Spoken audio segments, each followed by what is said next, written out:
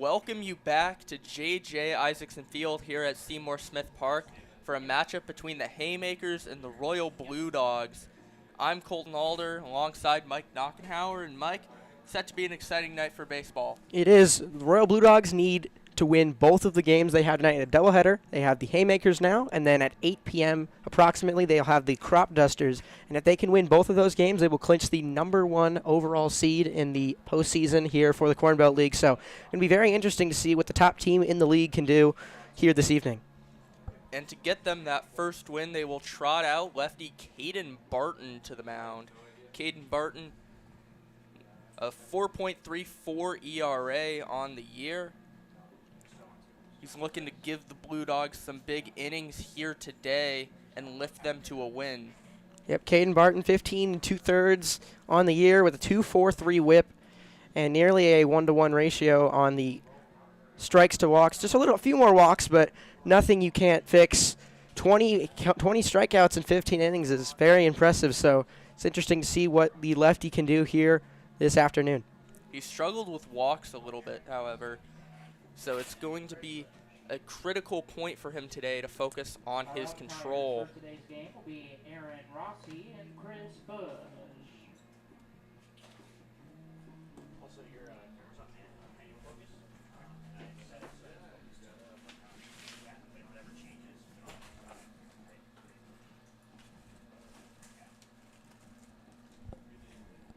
For the Haymakers in the first inning, they will bring up Mitchell Clay, the right fielder, Ben Kirkland, the second baseman, and Isaac Sherrill, the shortstop, to the dish against Barton as Mitchell Clay steps into the box to open off this ball game. Mitchell Clay.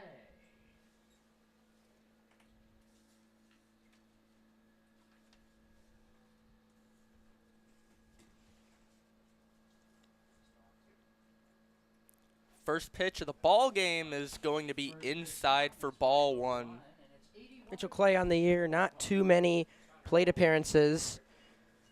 34 plate appearances, 28 at-bats, 4 hits in those 28 at-bats. So not the strongest year from him so far, but Haymakers put him up there in the leadoff spot, so they must have a good feeling about him here in this one. And he gets off to a good start to open off the ball game as he takes the first 2 Barton pitches for balls. 2-0 is swung on and fouled back to the screen. It's now a 2-1 count.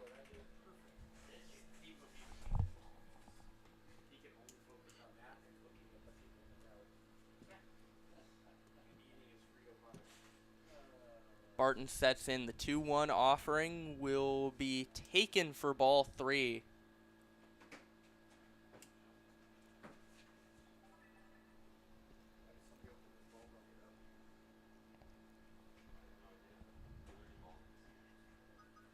One from Barton will be outside, and Mitchell Clay draws a leadoff walk here in the top of the first inning. Some great plate discipline there from Clay. 5-pitch walk to open things up.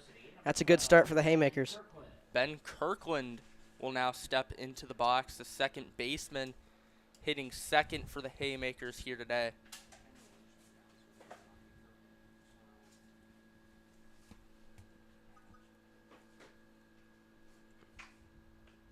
First pitch hit in the air to shallow right field, a long run, and it's going to be caught here by Carter Washburn for an incredible first out as Kirkland is retired. Clay thought that was going to get down. He started jogging towards second, but what a play from Washburn. Just came flying in from the second base position and ended up making the catch and had to take a little tumble, but a great play there and some acrobatics and a very loud first out here. Great play there by Washburn as Isaac Sherrill will now step into the box for the Haymakers. First pitch by Barton is high and outside for ball 1.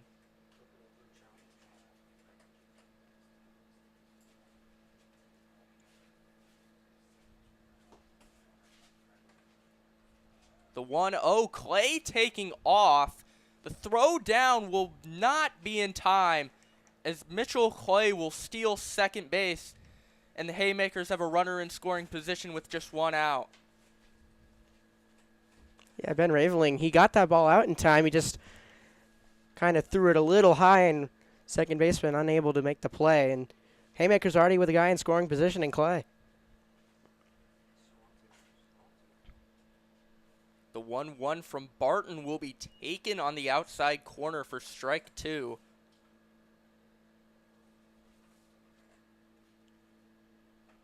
Sherrill, a .255 hitter on the year. He's been 0 for 6 versus the Royal Blue Dogs this season, however, looking to get that first hit here today. Looked like it could have been strike 3, but it ends up being just low for ball 2. It's a good eye there from Sherrill. Just missed the plate as he brings the count back even at 2-2. Barton sets in his 2-2 offering, will be taken outside again as Isaac Sherrill works this count full.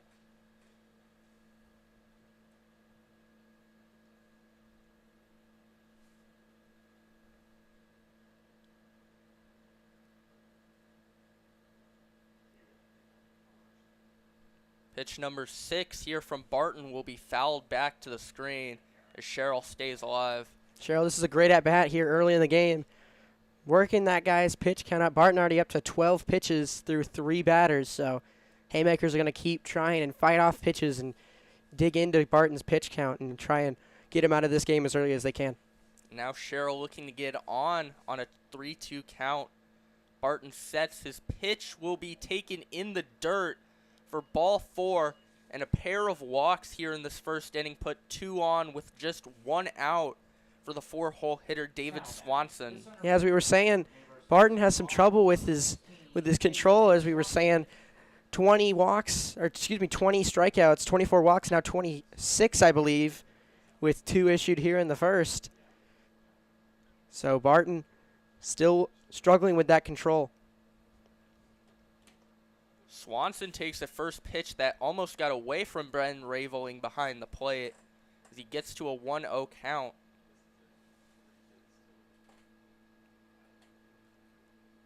Swanson hitting .308 in 52 plate appearances, 10 RBIs on the year for him as he looks at ball 2.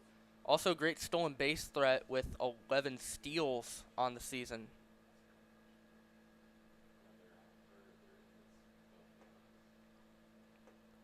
2-0 here from Barton.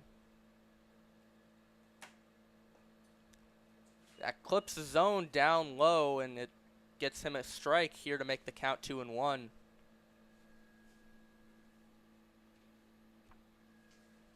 As you were saying, Colton, stolen base threats, Sherrill and Clay combined for 10 stolen bases on the year, so 2 good base runners here on first and second. That one is going to be hit in the air towards the first base side, but it will drift out of Ryan Malone's reach into the foul territory as it is now a 2-2 count.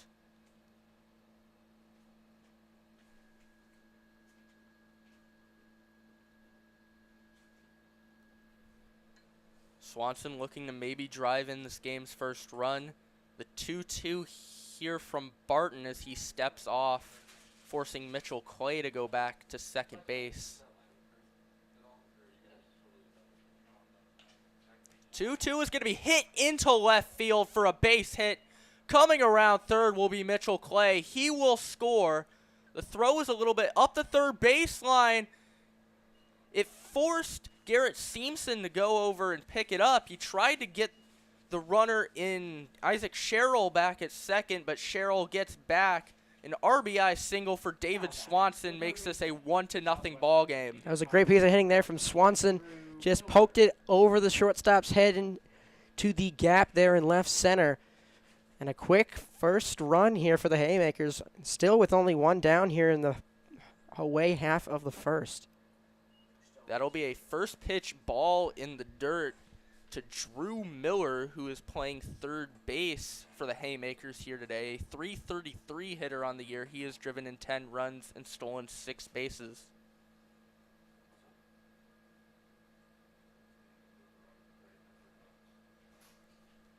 .10 from Barton will be in the dirt again thought it almost got away for a second, but Raveling does a good job to corral it, and now he will meet with his pitcher on the mound.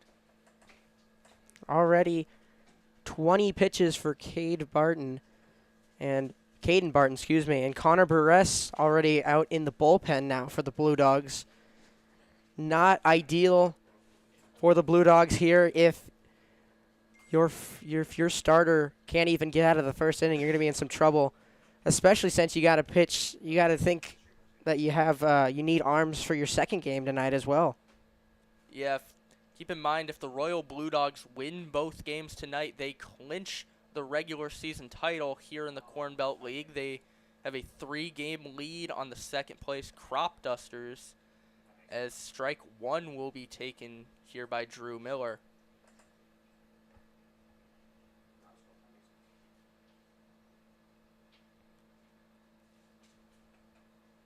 Two one here from Caden Barton will be low and away, and Drew Miller, gets to a 3-1 count.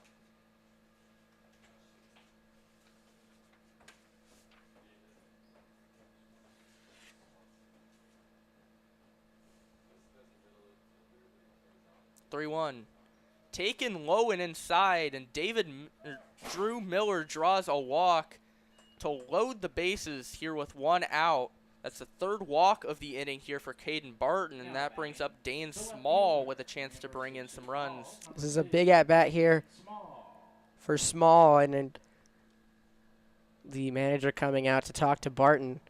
It appears to be the pitching coach, not the manager, Vern Hasty, as Burress still warming up in the Royal Blue Dogs bullpen. They're likely not taking Barton out here, just having a little bit of a chat with him.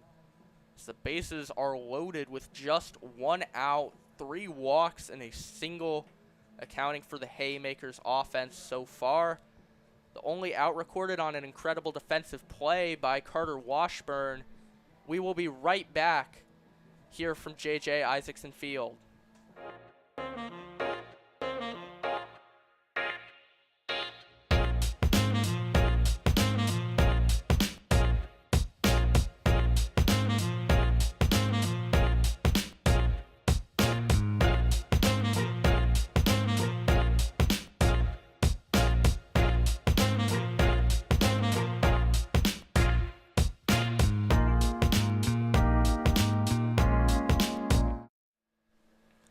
We welcome you back here at J.J. Isaacson Field. Up at the plate for the Haymakers is Dane Small with the bases loaded and 1 out. He hits a little dribbler down the first base line, but it rolls foul. Dane Small, 125 on the year, 6 for 48 with 4 RBIs, looking to make that 5, 6, maybe even 7. As a good little poke here could bring across multiple runs. 0-1 here from Caden Barton will be swung on and fouled back. And now Barton gets off to a good start, so maybe that mound visit doing wonders for him as he starts to throw some more strikes.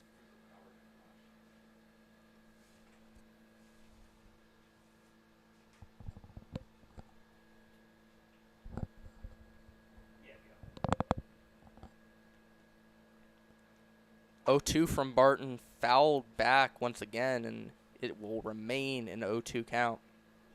It's a great pitch there from Barton. Small, just good piece of hitting there just to get a piece on that, as it dropped a lot as it crossed the plate. So good protect swing there from Small. The 0-2 will hook back into the zone, and it will be a strikeout here for Caden Barton. A massive second out as he gets Dane Small down on strikes. That's a big out there. Trying to limit the damage is Barton. It would be huge. That one was huge just to get the second out, but now you're 1 pitch away from even just a little grounder that could end the inning. Ryan Golden will be the man at the plate for the Haymakers now. 167 hitter on the year. He has shown a propensity to draw a walk, however, as he takes strike 1 here from Caden Barton.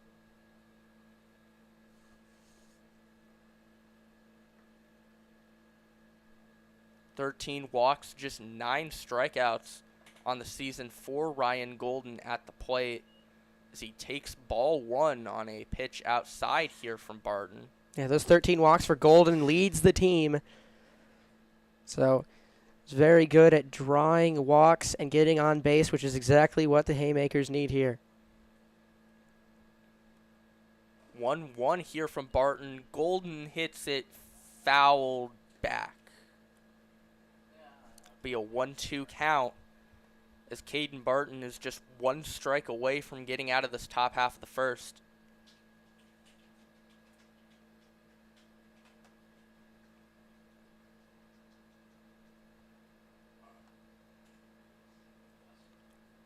One, 2 from Barton will once again be fouled back to the screen as it remains a 1-2 count. You're thinking, if you're Barton, you're going to be thinking, I need to throw my best stuff here. I'm 1 strike away from getting out of this jam with no more than a run given up.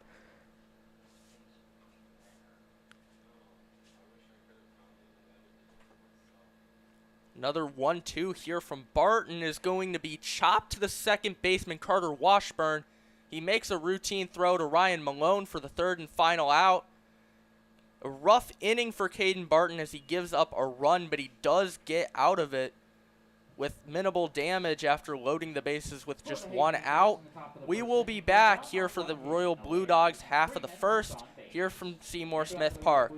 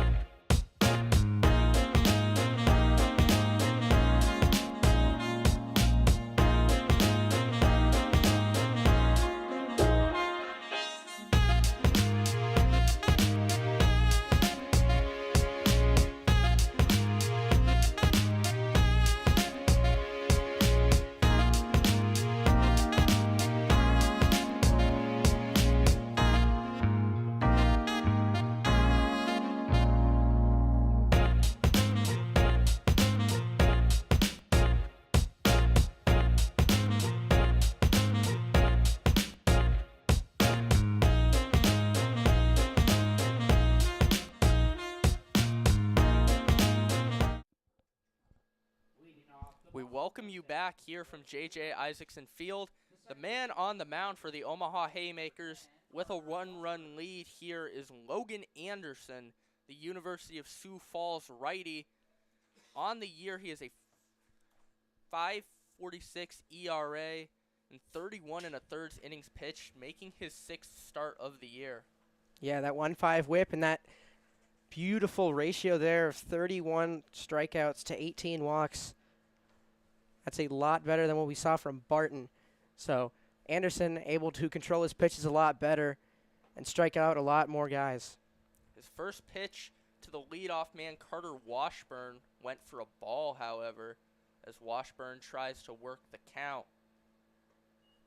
The 1-0 will be swung on and missed from Carter Washburn, who made a great defensive play to get the first out of the top of the first inning. Went deep into right field, almost fell down on his way to get it. That helped Caden Barton get out of that top of the first inning. As he takes ball 2 away here from Logan Anderson.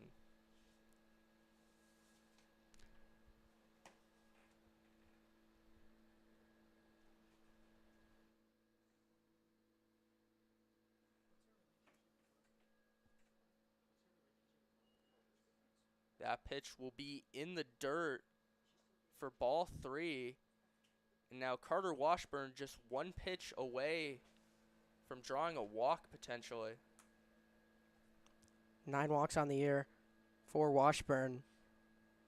171 average, but if you're able to get on base, doesn't matter how it happens, but right there, getting on base is one of the best things you can do in baseball. If you're able to draw walks, hit by pitches, or even put a bat on the ball, it all counts the same, as that's a good leadoff walk there from Carter Washburn from the Royal Blue Dogs, who are trying to get back that early run they gave up. The Haymakers half of the first opened off with a leadoff walk on 5 pitches as well from Mitchell Clay, as Luke Bees will step up, looking to potentially move Washburn over to scoring position.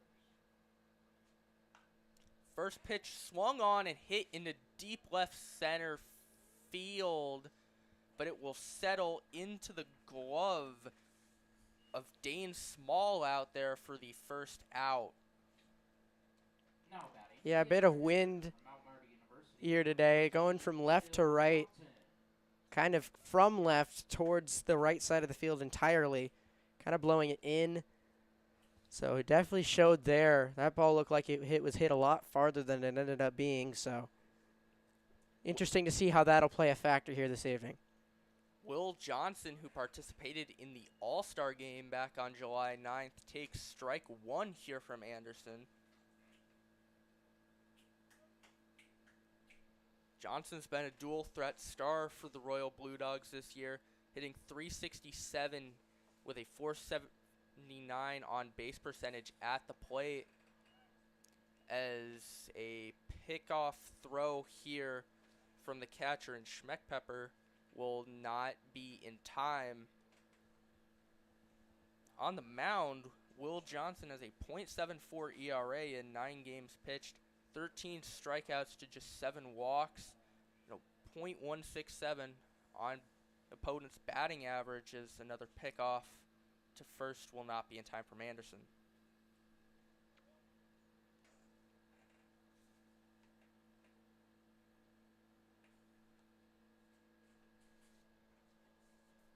Anderson making sure that these base runners are not comfortable. He's checked over to Washburn a few times now.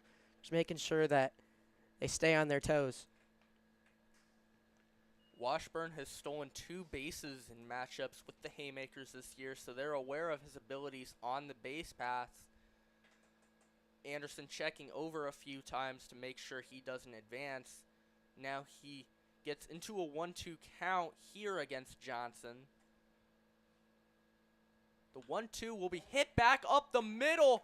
It almost hit the glove of Logan Anderson. Then it did hit the glove of the second baseman Ben Kirkland, but it ended up in center field for a 1-out hit, as there are 2 on with 1 out here for Jackson Van Pelt. That ball was absolutely stung off the bat on a line into center field, just off the glove of the second baseman Kirkland, as you said. But Will Johnson with his team leading 23rd hit on the season, and the Royal Blue Dogs offense is in business here in the bottom of the first. Very hard hit ball from Johnson results in a mound meeting between Braden Schmeckpepper and Logan Anderson, as Jackson Van Pelt will step up to the plate here for the Royal Blue Dogs. In matchups with the Haymakers this year, he is 2 for 4 at the plate, and in addition, he has drawn 2 walks, as he takes strike 1 to open off the at-bat from Logan Anderson. Van Pelt, .250 batting average on the season, .476 on base percentage, which means he's getting on almost every other at-bat, which is a very impressive stat. Van Pelt looking to get on base here. The 0-1 from the righty will be hit in the air towards shallow left field. A long run, a great diving effort from Dane Small, but it ends up coming up empty as the ball drops in foul territory. Anderson still in an 0-2 count, however. Yeah, Dane Small nearly had that play. We almost had another acrobatic catch here in the first inning, but just pops out. Thankfully, though, harmlessly in foul territory. So back to Anderson, and it's a 0-2 count.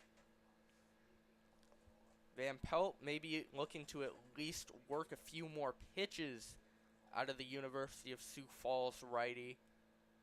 As Anderson sets for the 0-2 pitch to Van Pelt.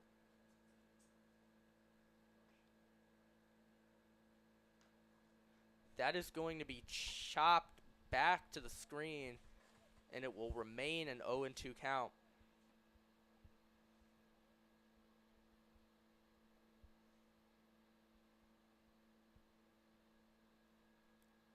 Van Pelt has caught quite a few games for the Royal Blue Dogs this year, can also play first base. In the lineup as the designated hitter tonight, however. The 0-2 will be outside, and Van Pelt works it to a 1-2 count. Both of these pitchers have been worked to a lot of long counts thus far. Anderson already to 14 pitches here with only one down. Ever since the leadoff walk, Anderson has gotten ahead in the count to each batter as Van Pelt fouls back yet another one, and pitch number 5 ends up being another foul ball. As I mentioned earlier, and as I always say, these guys early are going to be looking to fight off pitches and just dig into the pitch count of the starter. Getting the starter out early can cause mayhem on the other side of the diamond. Anderson's 1-2 will once again be fouled off by Jackson Van Pelt. 6 pitches already in the at-bat, number 7 coming up next.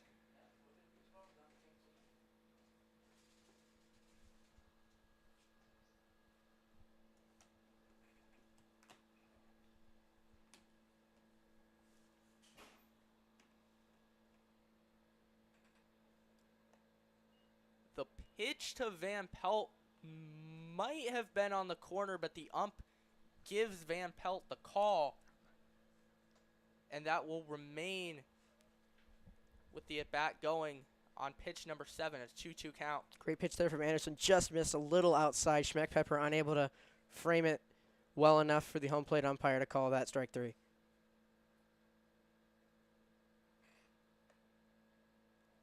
That one's just going to miss high as Anderson falls behind 3-2 in the count now as it works full on the 8th pitch. Ryan Malone, the man on deck for the Royal Blue Dogs.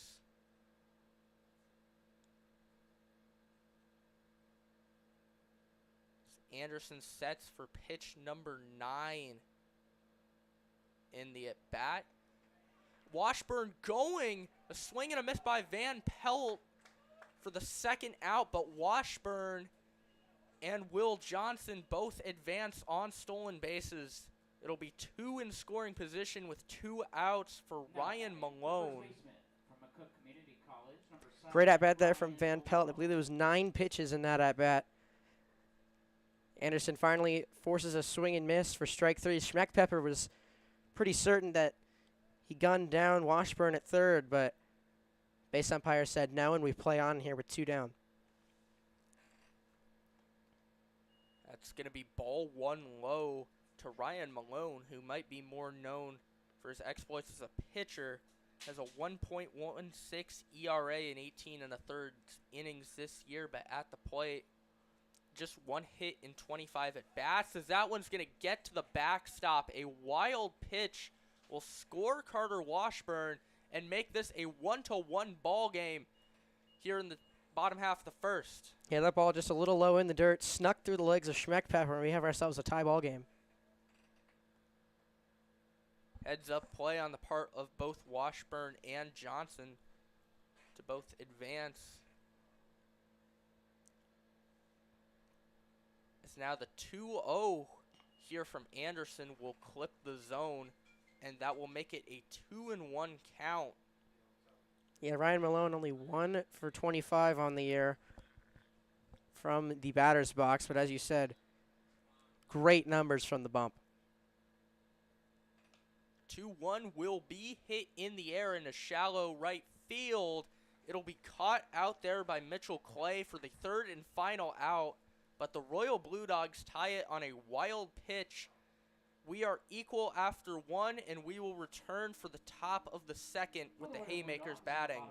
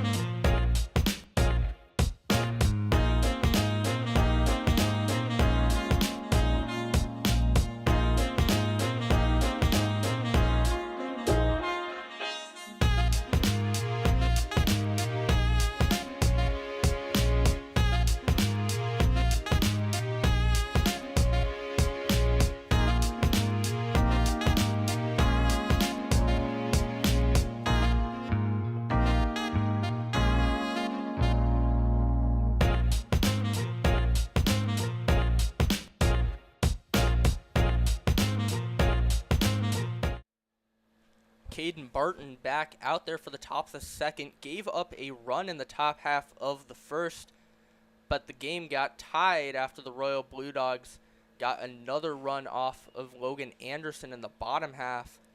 First pitch he throws will result in a swing and a miss from Jason Bishop, and it's an 0-1 count.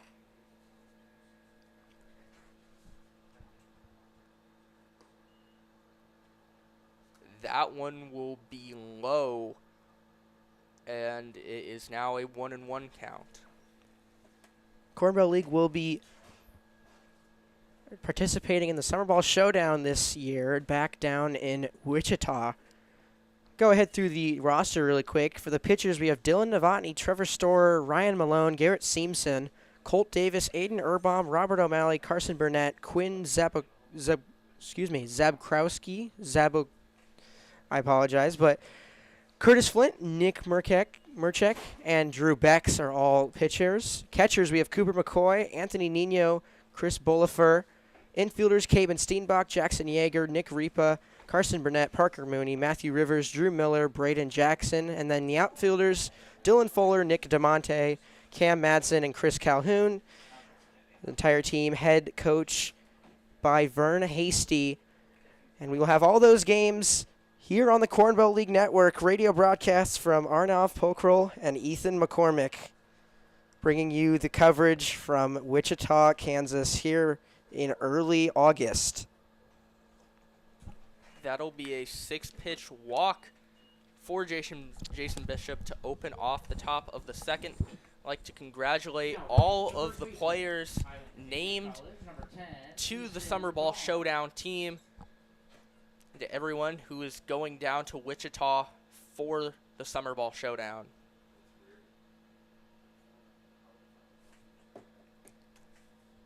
Up at the dish now for the Haymakers will be Easton Barnes. He takes ball one here from Caden Barton. Yeah, Barton, it's been a struggle thus far. Only 19 strikes on 39 pitches. So, as we've said, he's really struggled with his control this year, but nothing you can't fix. As we saw, whenever they came out for the mound meeting, he ended up starting to throw a lot more strikes. So I'm confident that Barton can find a groove and get back to what he was able to do late in that first inning. Needs to settle in as a leadoff walk is immediately followed by a 2-0 count to Easton Barnes. Already 4 walks issued for Caden Barton here in the top of the second. 2-0 will be low, and it is now a 3-0 count to Easton Barnes.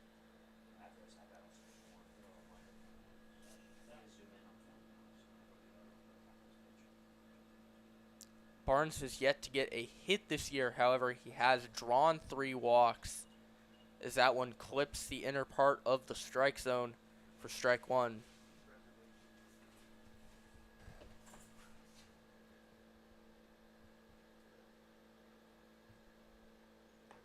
"3-1" will be swung on and missed, and that'll be strike 2 to work the count full. Barton doing a good job working back in the count, as his 3-2 offering will be taken high for ball 4. Back-to-back walks to open off the top of the second. 5 walks for this Haymakers lineup already, as there are 2 on with nobody out for the catcher, Braden Schmeckpepper. Not ideal. If you're Barton, already up to 43 pitches. 44 pitches. And we're only through 3 outs here for the Royal Blue Dogs defense.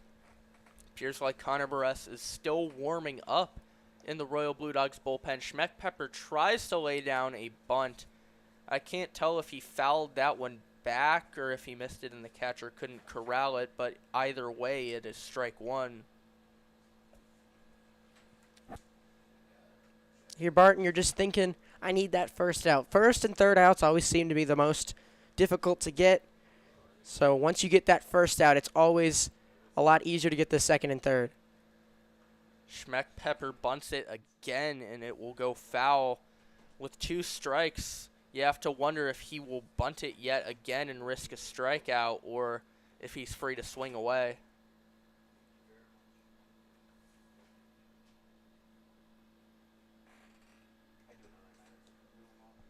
Barton's doing what he needs to do whenever Schmeckpepper's been showing bunt. Throw pitches high, which are the easiest pitches to pop up.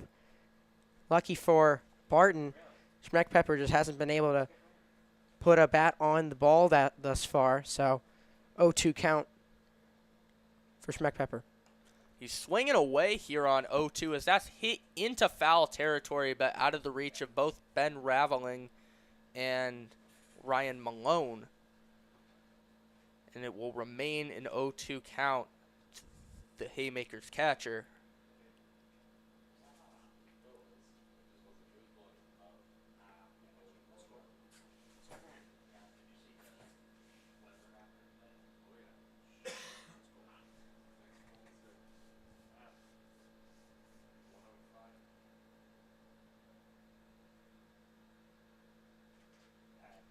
After the timeout, Barton will set for the 0-2 pitch.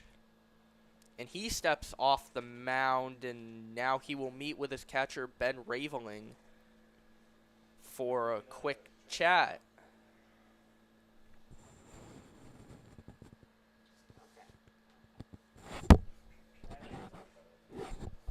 Wasn't trying to do that.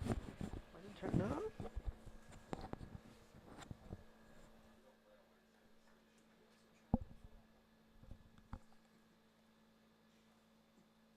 2 on, nobody out. Here for Braden Schmeckpepper. He grounds one to third base. Seamson throws it down to second. No play at first. As advancing to third base now will be Jason Bishop. It'll be a 5-4 fielder's choice for the first out, but still runners on the corners remain with just 1 out as the leadoff man Mitchell Clay comes back up to the dish. That was a bit of an interesting decision there from Seamson. Seems as if he had Bishop down, caught dead to rights, but he ended up just throwing it around him. Got Barnes at second.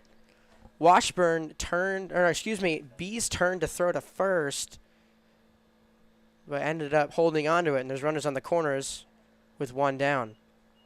And it will be runners on second and third with 1 down as Braden Schmeckpepper almost immediately steals second base.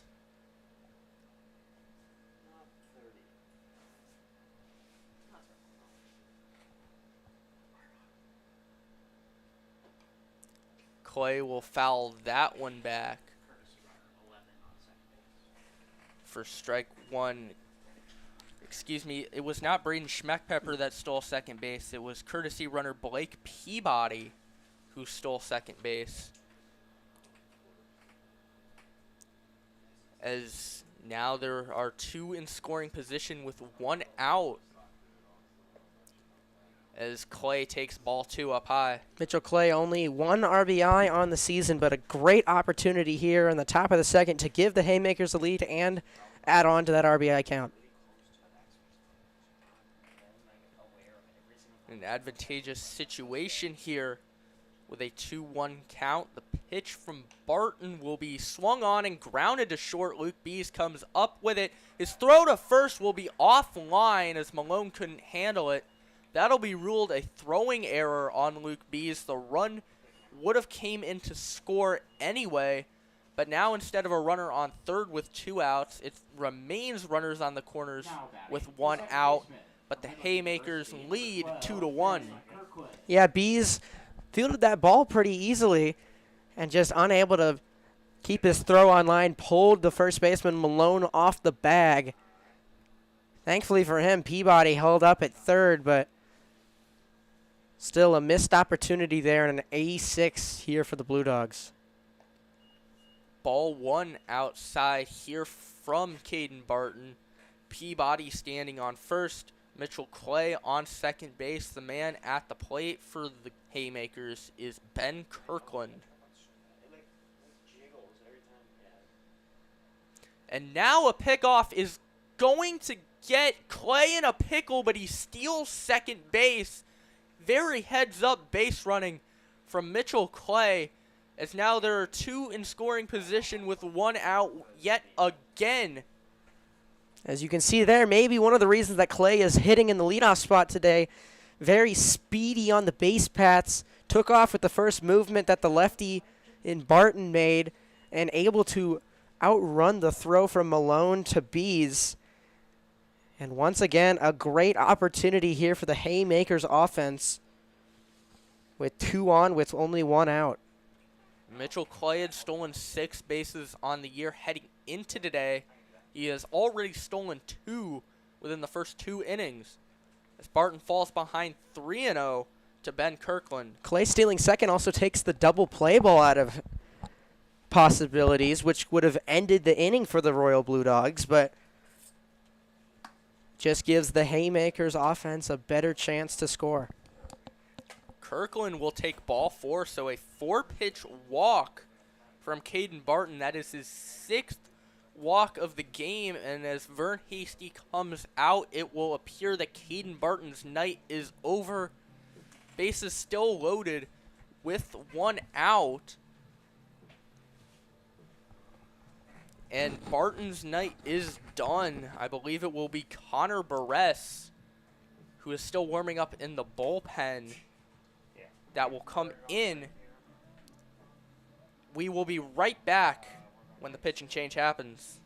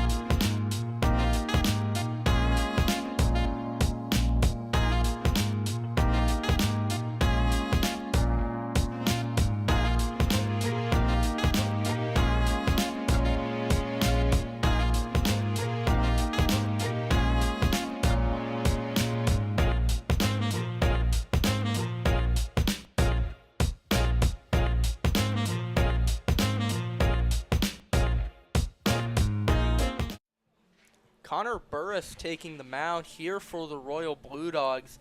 Caden Barton's night done after 1 1/3 innings, gave up 2 runs, one of them being earned, walked 6 batters, and now Burris is going to be tasked with getting out of a bases-loaded jam here for the Royal Blue Dogs. We take a look at Burris' stats on the year. It's been some very decent numbers thus far. 21 in 2 innings pitched, 7 relief appearances, 2.59 ERA with a 134 whip. Hitters are only hitting 217 against him. 14 strikeouts to 9 walks. And Vern Hasty has tasked him with trying to get the Blue Dogs out with minimal damage here with the bases juiced with 1 down. Big reason why they could be turning to Barres here is his low walk rate. Barton walked over a batter an inning heading into this outing, but Connor Burris only walking a batter about every 2.5 innings heading into this matchup, as he will face Isaac Sherrill, the 3-hole hitter who walked against Barton in his first time back in the first inning. This is one of the guys you want up if you're the Haymakers.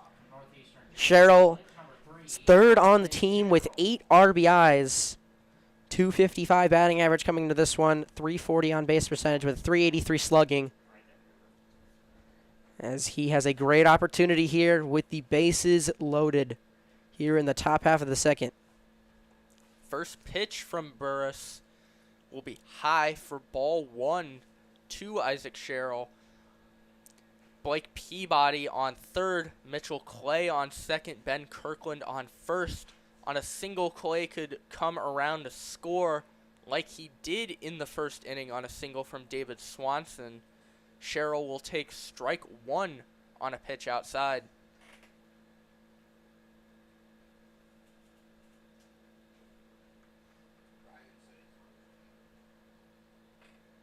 The 1-1 will be popped up here into shallow right field. Under it will be Carter Washburn for the second out. And a massive out there for Connor Burris, as now he's just 1 ground ball away from getting out of this frame. That's a big out there for Connor Burris, as he just jams the hitter in Sherrill to pop up to the second baseman, and it was shallow enough that Peabody was unable to tag from third, so perfect opening, perfect leadoff batter for Burris, as now, as you said, a ground out away from getting out of the inning. David Swanson takes strike 1. David Swanson probably could beat out a ground ball. He's got great speed. 11 stolen bases on the year for him. He's hit .308, and he takes ball 1 low.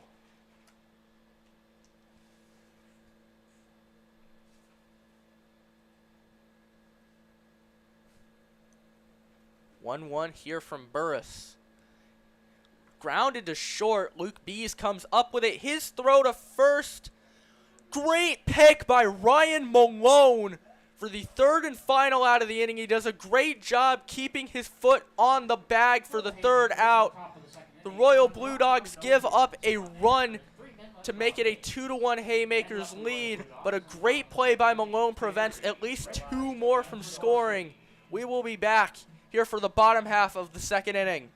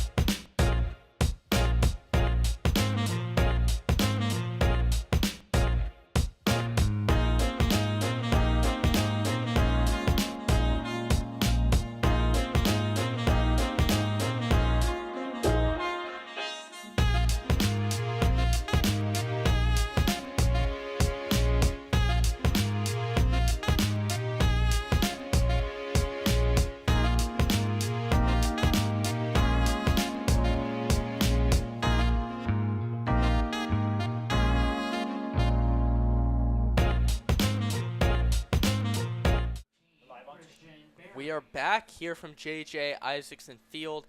Up at the plate here for the Royal Blue Dogs to open up the bottom half of the second will be Christian Berry, who is playing center field for them today.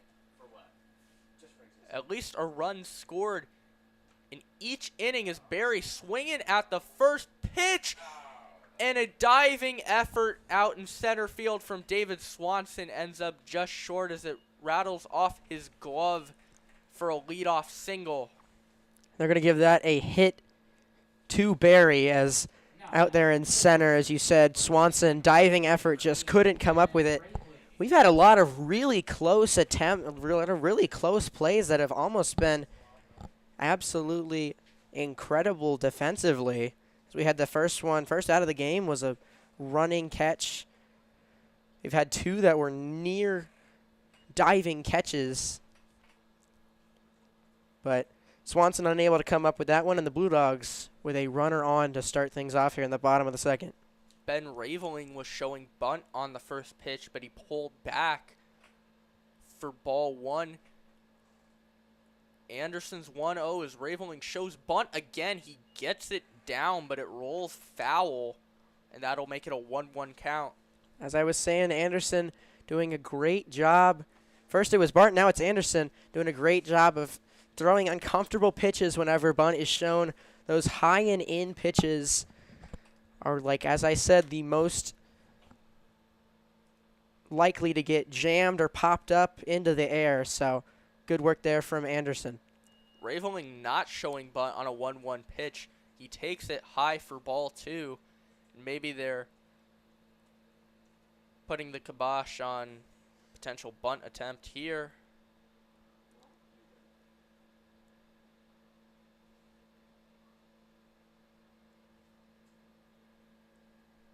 Anderson set for the 2-1, and that ends up clipping the zone for strike two. Beautiful pitch there from Anderson, just able to paint the inside corner, and he's got the upper hand here with a pitch to give here against Raveling. 2-2 here will be in the dirt, but a good block behind the plate from Braden Schmeckpepper prevents it from getting away. Still a full count here for the Royal Blue Dogs catcher.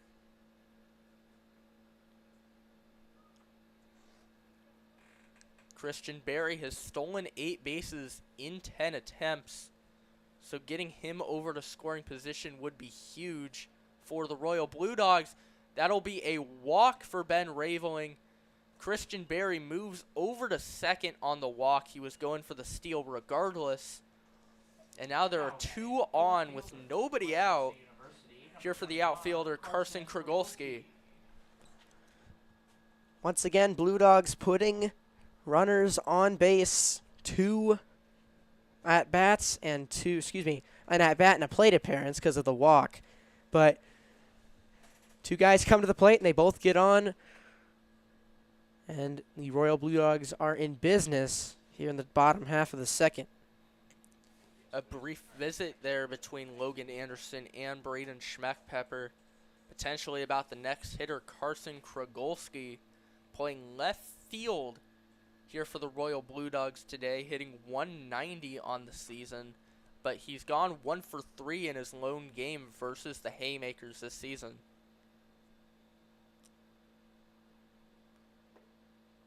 First pitch offering from Anderson, and Krogolski's going to lay down a bunt. Anderson's going to have to flip it to second. A close play, and they just barely get him. Some great defense there for the Haymakers on the part of both Logan Anderson and Ben Kirkland to get that first out.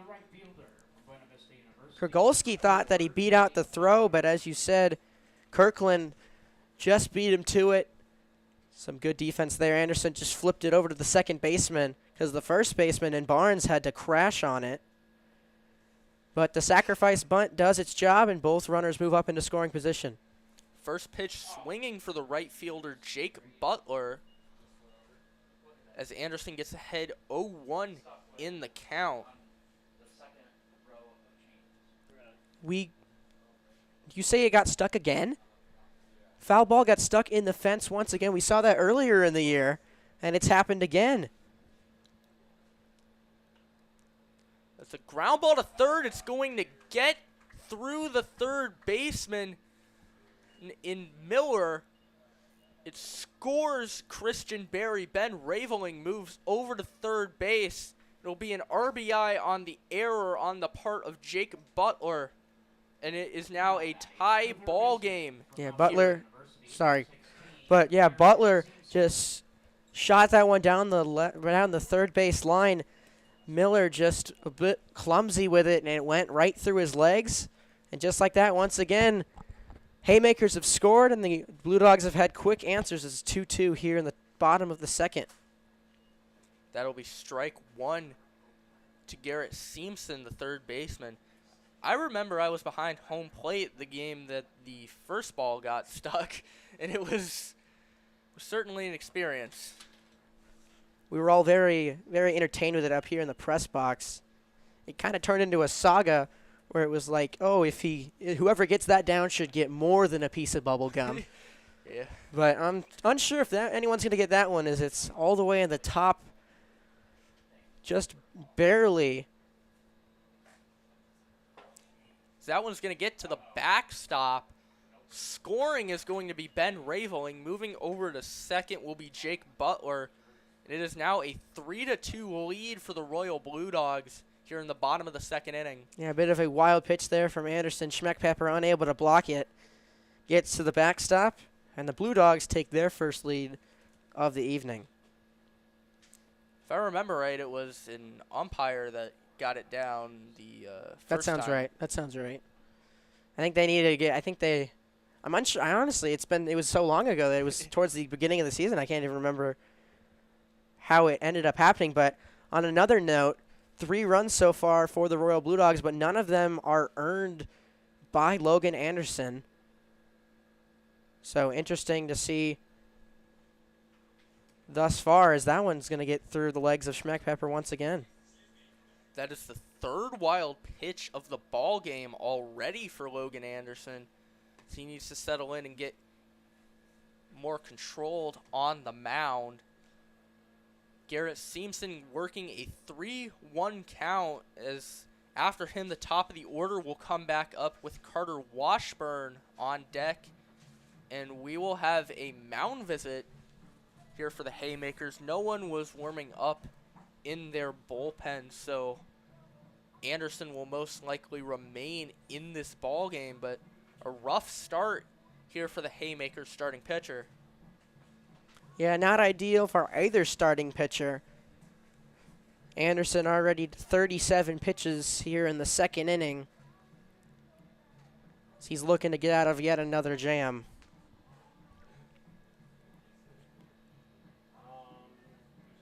No, we're going to save it so they can get more time.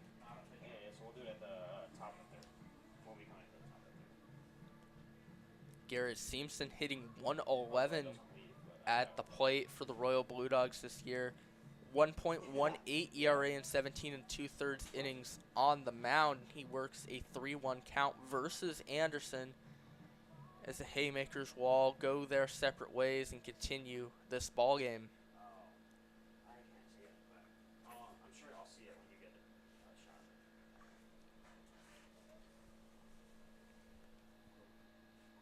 Seamson batting in the 10 hole.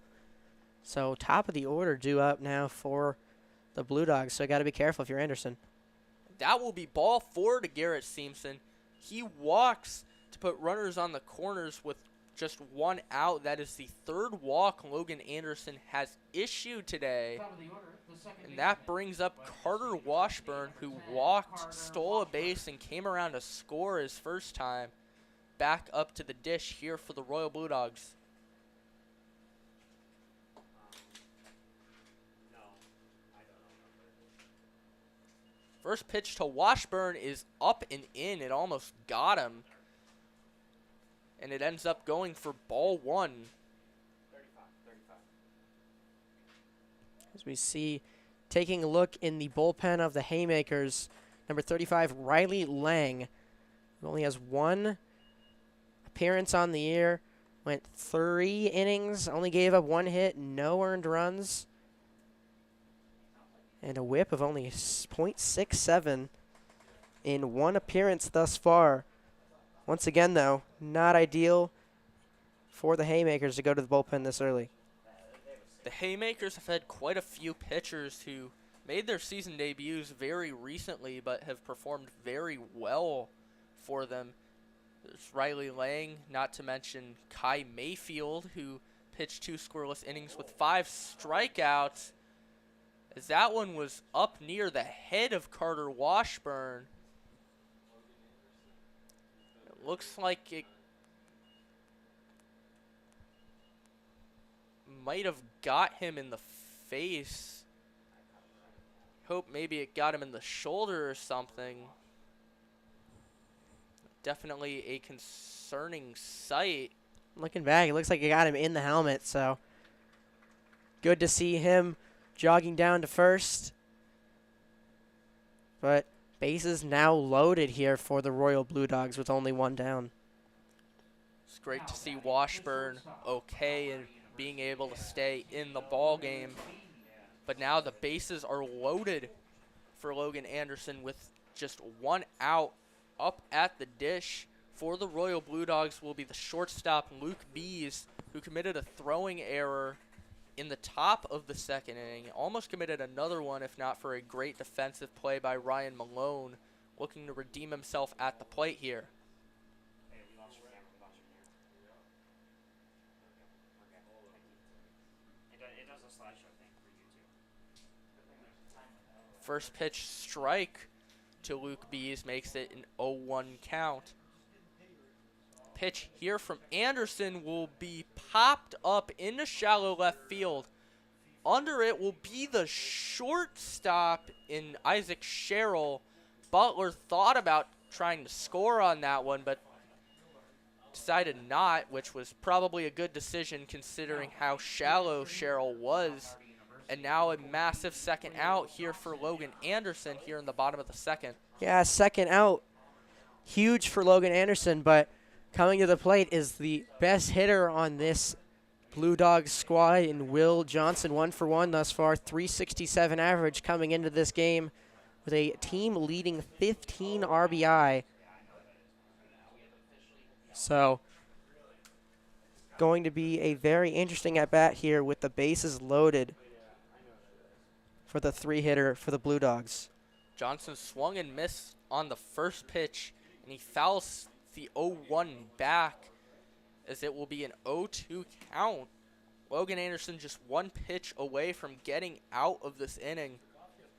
Johnson's first time up, he got into an 0-2 count, I believe, and he hit a screaming liner back up the middle. He has a fly ball in the left this time. Dane Small under it, but he will make the catch for the 3rd out of the inning. The Royal Blue Dogs score 2 runs to take a 3-2 lead. We will be back here for the top of the 3rd inning.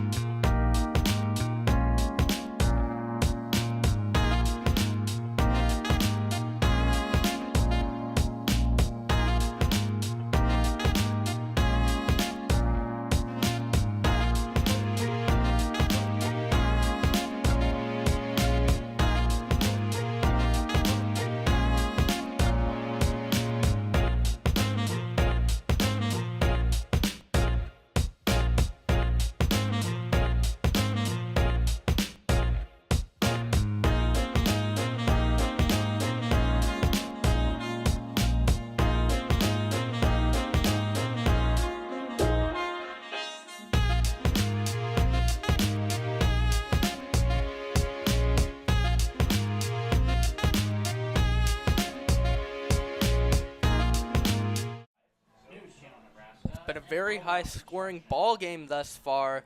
5 runs scored, 2 for the Haymakers, 3 for the Royal Blue Dogs. The Haymakers with 1 hit, the Royal Blue Dogs with 2.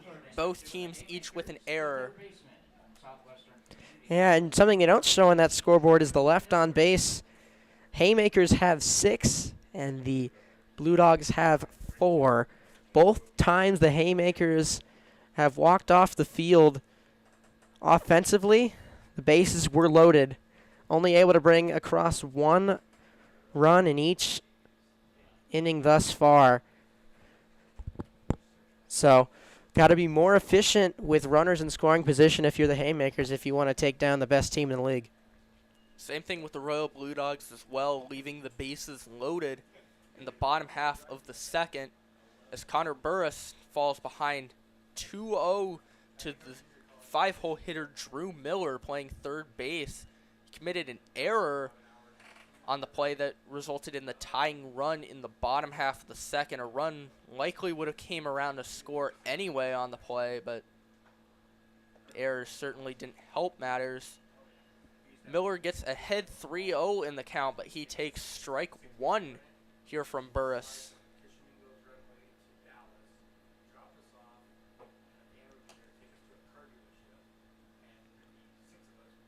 3-1 here from Burris will be high for ball 4.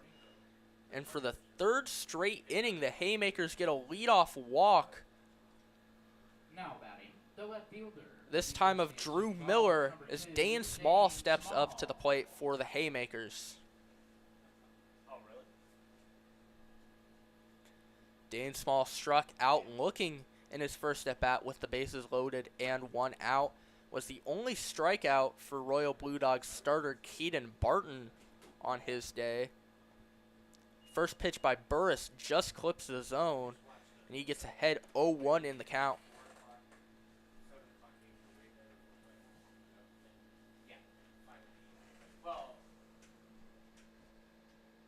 Pick off there from Burris. It's not in time as Miller gets back in time. The 0-1 will be hit into left field for a single here on the part of Dane Small, and that puts 2 runners on with nobody out here in the top of the third inning. That's some great situational hitting there from Dane Small as Miller took off running. Shortstop and second baseman both crashed on second base to try and catch Miller stealing, but Small just turned on the pitch he saw and grounded it where the shortstop would have been. And once again, these teams putting a lot of runners on base. Now first and second with no outs for the Haymakers. A beautiful breaking ball got Burris ahead 0-1 in the count to the designated hitter Ryan Golden. As the 0-1 will be in the dirt here for ball 1.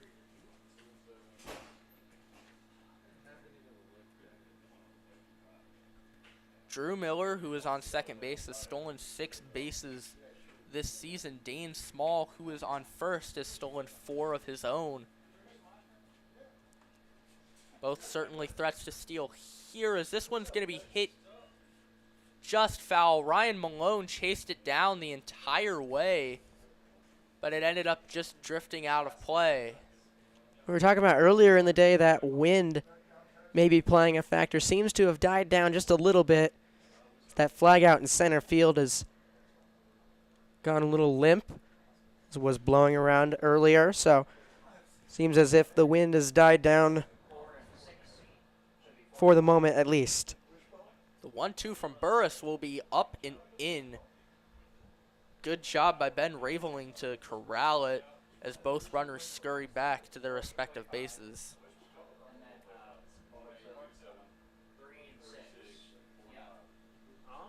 Ryan Golden has driven in 7 runs this year, looking to potentially make it number 8.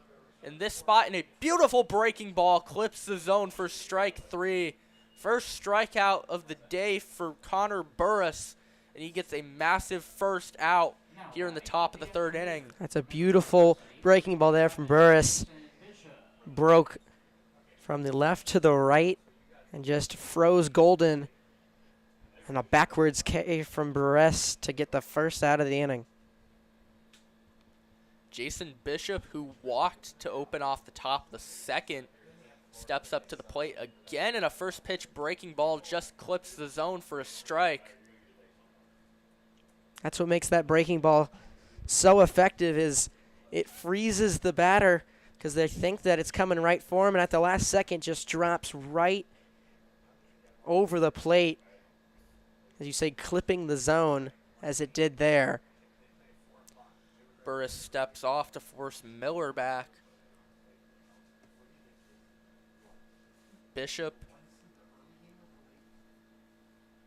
062 hitter on the year. Pitch in the dirt. Both runners are going to advance on what will be ruled a wild pitch, although it didn't really bounce that far from Ben Raveling.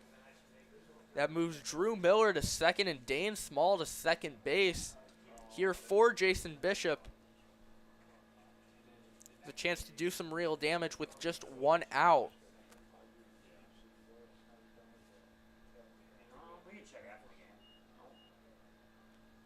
The 2-1, the 1-1 is going to get away from Ben Raveling. That will score Drew Miller. Dan Small moves over to third. A wild pitch here for Connor Burris ends up bringing in the third run for the Haymakers today, and we are tied once again, this time at 3. Yeah, the 2 sloppy pitches in a row from Burris. That one just got away from the catcher and Raveling. Good jump from Miller. Comes across, and we once again have ourselves a tie game. A bunt back to the mound. Heads up play from Burris to get the out at home. Very heads up play on his part as Jason Bishop's sacrifice bunt attempt does not end up going to plan. That's a great defensive play there from the pitcher, Connor Burris. Just grabbed it with his glove, flipped it, and had plenty of time to make the tag at Raveling. As the sacrifice bunt from Bishop just right back to the pitcher. And the Blue Dogs 1 out away from getting out of this inning. But as you said, and as you can see, every single inning both teams have scored thus far. First pitch went for a strike in the zone. The second pitch just misses here for ball 1.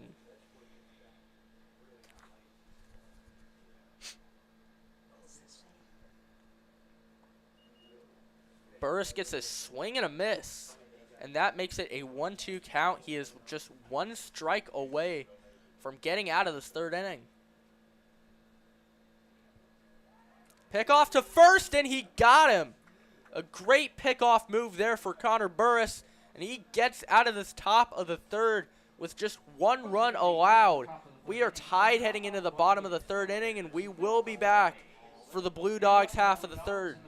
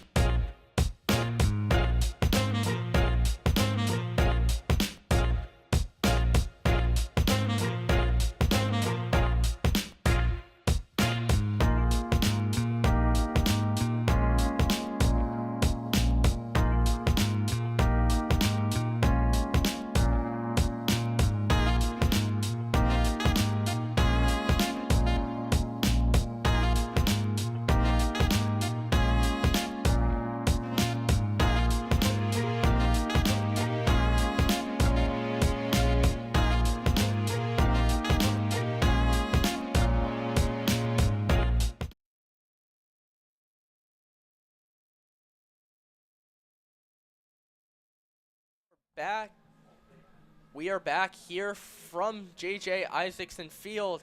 That's an awfully good dog just sleeping on its owner's lap.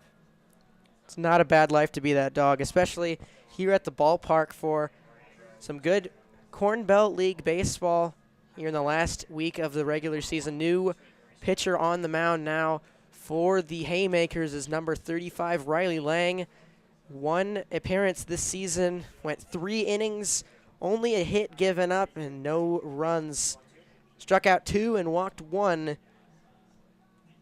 And he comes in here in the bottom half of the third in relief for Logan Anderson. Lang looking to get some big outs here for this Haymakers ball club, as he will face Jackson Van Pelt, Ryan Malone, and Christian Berry here in the bottom half of the third inning.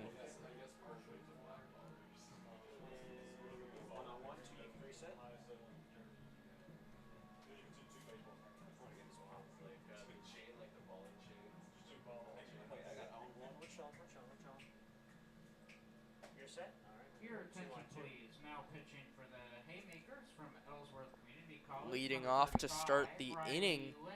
here for the Royal Blue Dogs will be Jackson Van Pelt, who struck out against Logan Anderson his first time up. University, number 25, Jackson Van Pelt. He's looking to get on to start off this bottom half of the third. First pitch from Riley Lang will be in the dirt for ball one. In each half of the inning, a team has scored, and what could tie into that is in each inning, the leadoff man has reached base. 3 walks for the Haymakers and a walk and a single for the Royal Blue Dogs.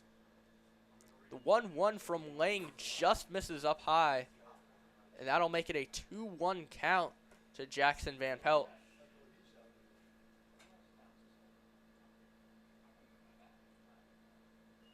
The 2-1 pitch is taken just in the strike zone for strike 2.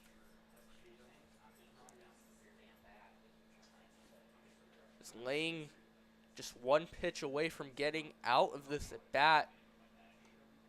2-2 will be rolled over to second base. Kirkland just flips it onto the first baseman in Barnes, and that is the first out of the inning. Van Pelt not happy after that one. Just kind of fired his bat into the ground Now batting. on his way to first, but it brings up Number 7, Ryan Malone. first baseman Ryan Malone. Malone flew out his first time as he takes ball 1 low and away from Riley Lang.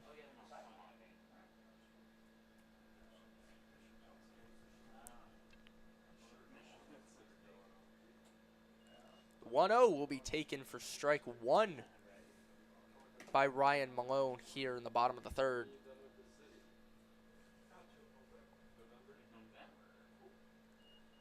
The 1-1 will just miss the zone. And now it will be a 2-1 count to Ryan Malone.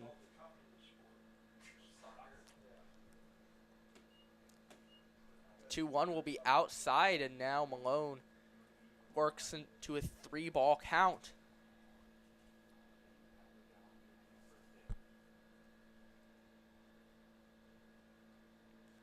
The 3-1 from Lang will miss low and away. And a 1-out walk here for Ryan Malone puts a runner on here for this Royal Blue Dogs ball club. The center fielder from Mount Marty University, number 13, Christian Berry. Christian Berry, 156 average on the year coming into this game, but leads the team in walks with 13. Giving him an on-base percentage of .437. Those walks are huge for this Royal Blue Dogs team with his speed. As speaking of speed, Malone will take off on that one. He will advance to second on a wild pitch. Back on the topic of Christian Berry, he has been an elite base stealer this year for the Royal Blue Dogs. He has stolen 8 bases this season for him. Now he gets into a 1-0 count with Ryan Malone on second base. The pitch will be in the dirt and get away from catcher Braden Schmeckpepper again. Malone considered coming all the way around on it, but he ends up holding it third. And now Schmeckpepper will go meet with Riley Lang on the mound.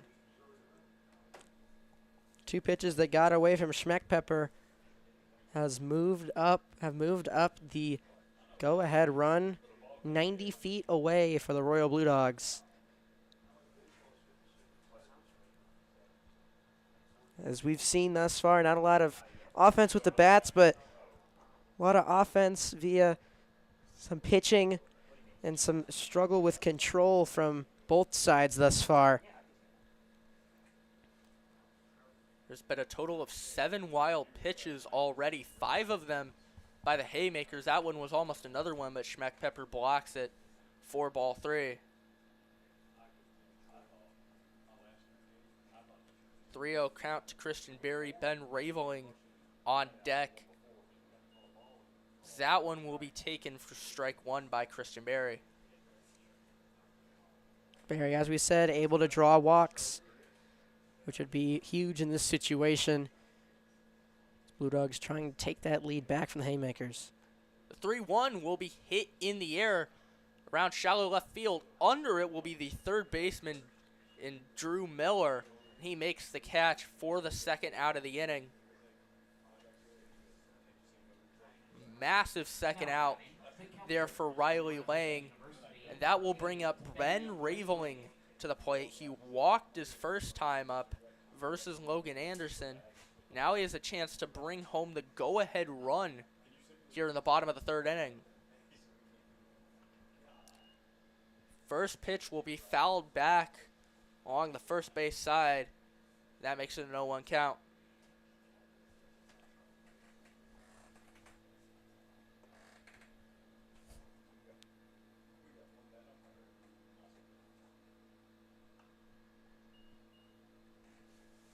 That one will be fouled back again. And Raveling falls behind 0-2 in the count already. Riley Lang just one pitch away from getting out of this.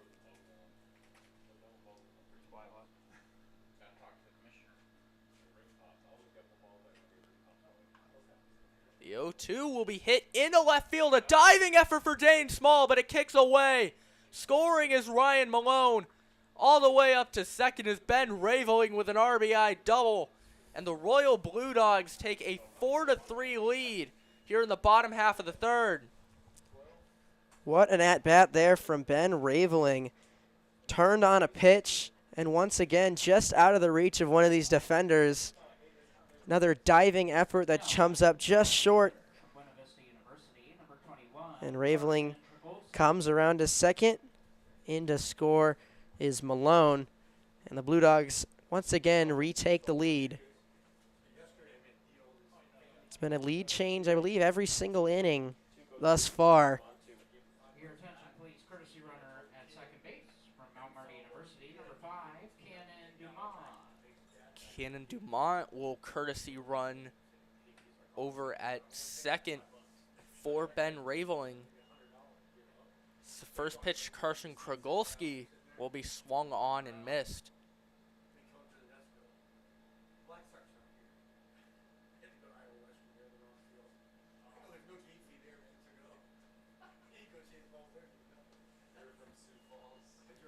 Oh, 1 clips the zone for strike 2. And once again, Riley Lang, one pitch away from getting out of this.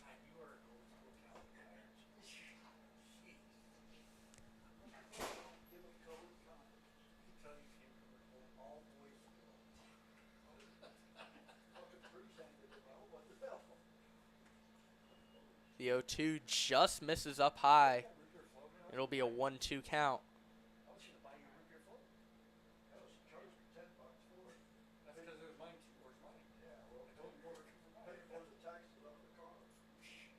One, two here from Riley Lang will be grounded over to short. Tough throw there for Isaac Sherrill, but he makes it for the third and final out. Riley Lang gets out of the inning. Royal Blue Dogs take a 4-3 lead through 4. We will be back here for the top of the fourth inning here at Seymour Smith Park.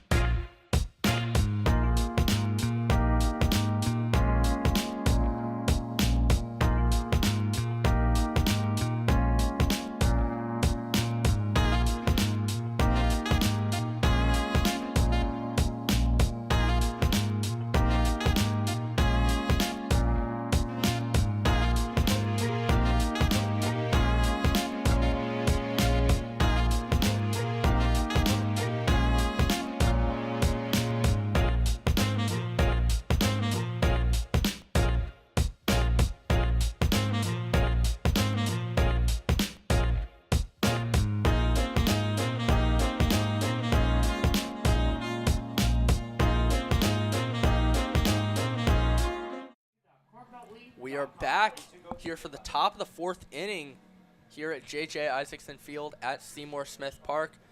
The Royal Blue Dogs hold a 4-3 lead over the Omaha Haymakers through 3 innings. Each half inning has resulted in at least 1 run scored. The Royal Blue Dogs scored 2 in the bottom half of the second to take that 1-run lead. So far, a lot of offense, not much pitching. Yeah, a lot of offense and a lot of walks and a lot of allowed base runners through 3 innings. Haymakers pitching staff with 4 walks and 7 walks on the side of the Royal Blue Dogs. So a lot of pitches thrown, not a lot of hits thus far, but a lot of runs scored, 7 combined runs and 5 combined hits between these two teams thus far. As you said, every single half inning there's been a run scored, and the pair of runs scored in the bottom half of the second by the Blue Dogs is the difference in this one thus far. Ground ball to third base is just going to get through Garrett Simpson. I believe that'll be ruled a single here for Easton Barnes as he gets on to open off the top of the fourth inning. This is the 6th time in 7 half innings that the leadoff man has reached base. Only the 2nd time on a hit, however, as Barnes gets on to lead off this 4th. Yeah, Barnes just chopped it over in between the 5-6 gap over there on the left side, and neither Simpson nor Bees was able to get there. And it results in a leadoff single. Braden Schmeckpepper swinging at the first pitch. And that just hit the press box. Nearly got us here on the window. Just hit kind of above. We have the window, then we have a bit of a gap between the windows and the roof, and I think it got the gap right there. But that one was pretty close. As Ethan McCormick's he's been talking about all year. He's been wanting to catch one here in the press box. I'm glad we didn't have the windows open because it probably would have broke something. It was definitely scary up here. I was not expecting that as Schmeckpepper fouls another one back to make it an 0-2 count.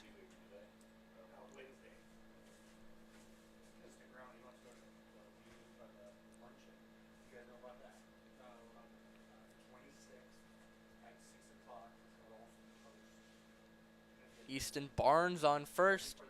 The 0-2 here from Burris will be hit into right field, but Jake Butler with a relatively routine play for the first out, and Schmeckpepper was not happy with himself for that one. He threw his helmet towards the dugout and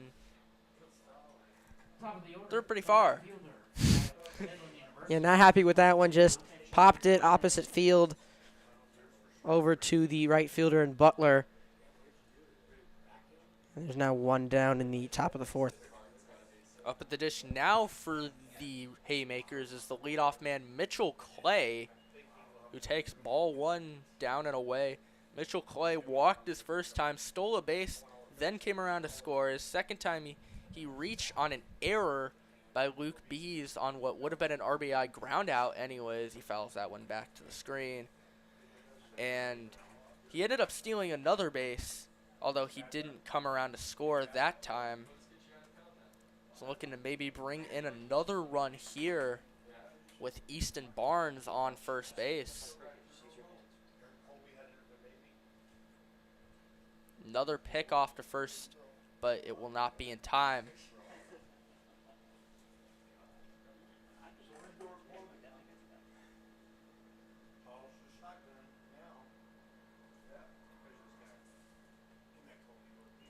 One will be high to Mitchell Clay for ball number 2.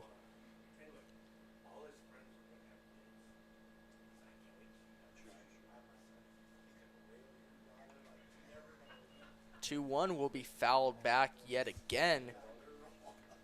That'll bring this count to 2-2.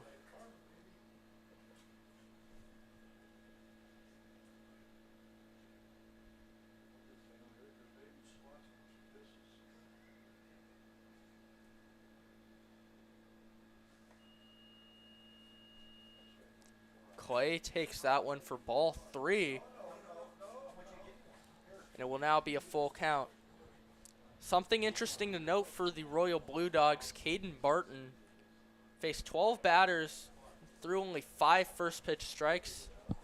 Connor Burris has faced 8 batters and gotten 6 first pitch strikes. He's done a much better job of controlling the baseball and getting strikes in the count. Strike percentage a lot higher for Buress as well. 48% strike percentage for Barton and a 60% strike percentage for Buress. Clay hits it hard down the left field line, but it ends up going foul. And we now have yet another 3-2 pitch from Connor Burris to Mitchell Clay. Barnes running, Clay will foul it back, so Barnes will have to go back to first base here. As it remains a 3-2 count.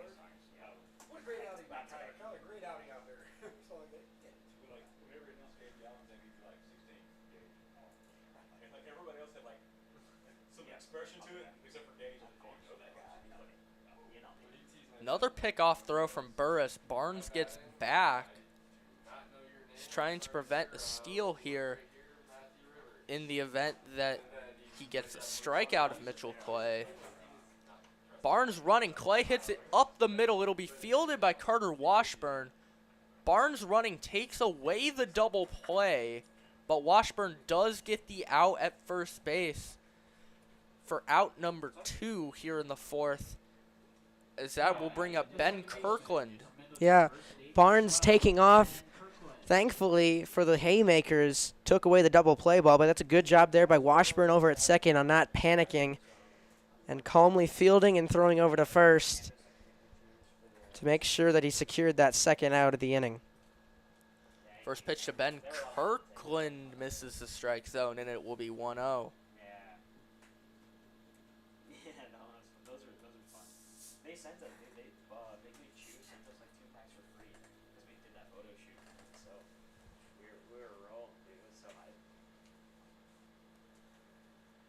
Like 1-0 hits the strike zone, and it will be a 1-1 count.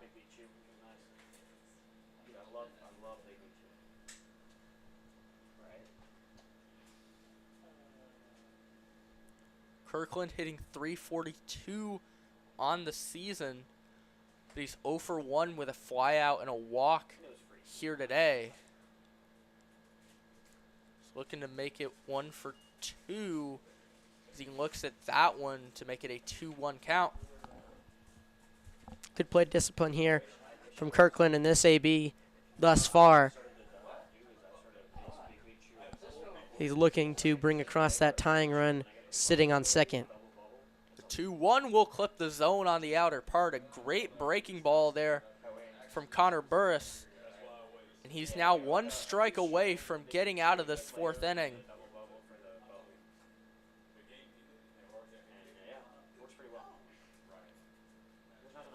2-2 from Burris.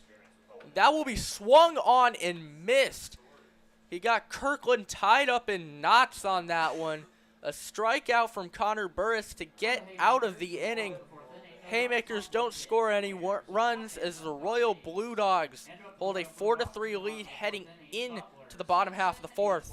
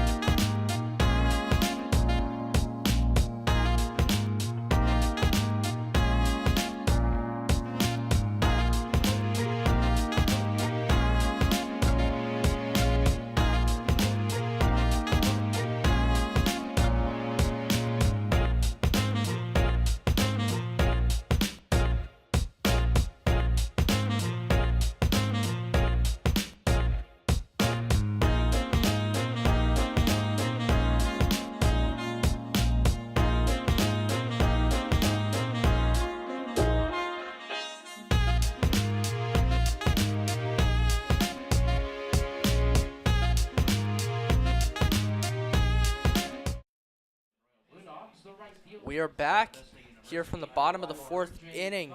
Jake Butler leading off the frame for the Royal Blue Dogs. He will be followed by Garrett Seamson and Carter Washburn versus Haymakers pitcher Riley Lang, whose first pitch will go for ball one. Lang, a decent first inning of pitching from him, but did give up a run that is currently the difference in the game as the Blue Dogs take a 4-3 lead into the bottom half of the fourth. Pitch from Lang, swung on and missed. Here from Jake Butler.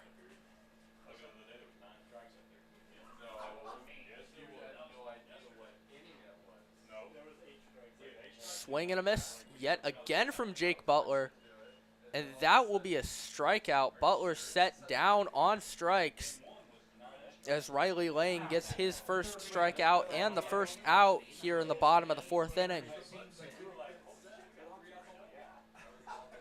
These pitchers definitely seeming to get a lot more comfortable in these last few innings.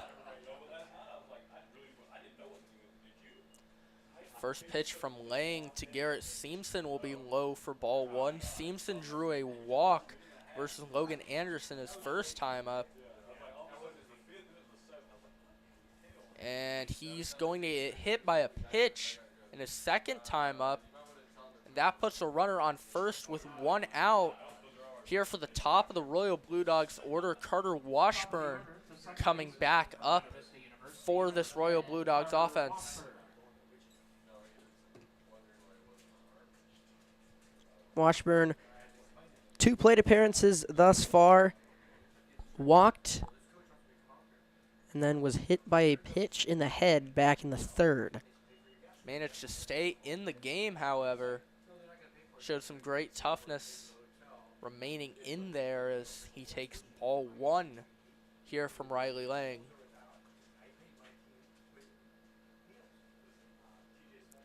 Pitch by Lang will be taken for a strike.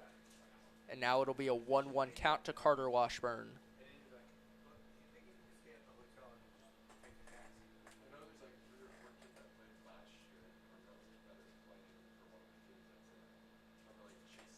The 1-1, it'll be a bunt here for Washburn. Lang's going to have to hurry up for it, and Washburn beats it out for an infield single.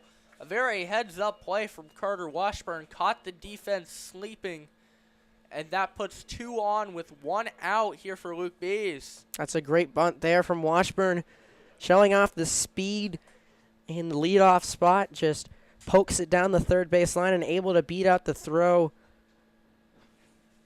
from the pitcher in Lang. And 2 on with 1 out here for 2-3-4 of the Blue Dogs order. Luke Bees up at the plate for the Royal Blue Dogs. He's flown out in both of his at-bats. He might be looking to bring the runner in from scoring position here. First pitch went around on a pitch low in the dirt for strike one.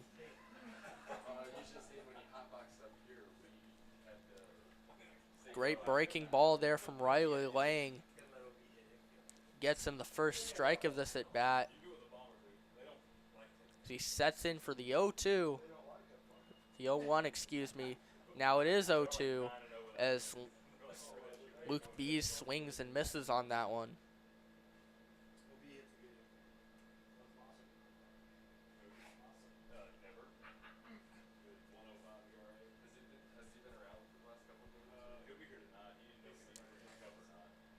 O2 from Lang will be grounded to third, and it will just be foul. Drew Miller picked it up. It looked like he might have had a shot for double play, but Heads up fielding there from Miller over at third, allowing it to just bounce foul, as it would have been in a really tough position for him to make a play. But Bees will head back into the box, and the count remains at 0-2.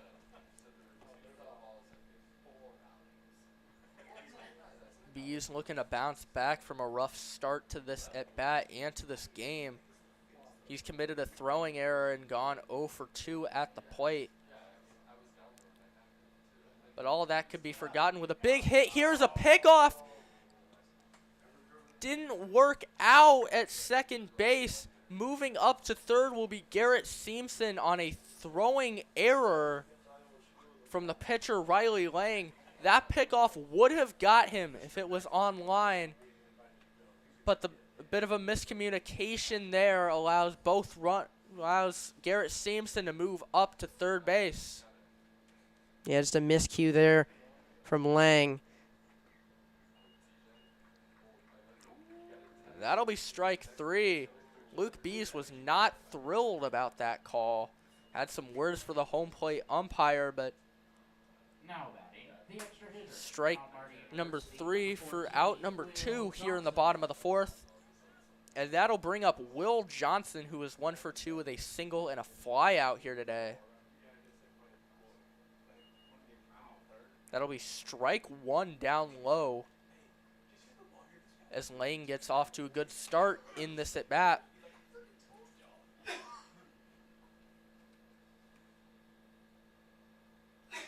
The 0-1 from Lang will be grounded over to down the third base line, but it will go foul.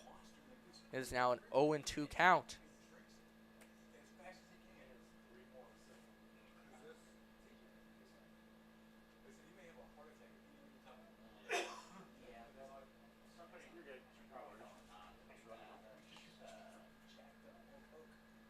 The 0-2. Washburn was running, but the ball got away from Schmeckpepper anyway. Coming around to score will be Garrett Seamson. Moving up to third in the process will be Carter Washburn. And it is now a 5-3 lead here for the Royal Blue Dogs. This bottom of the 4th inning.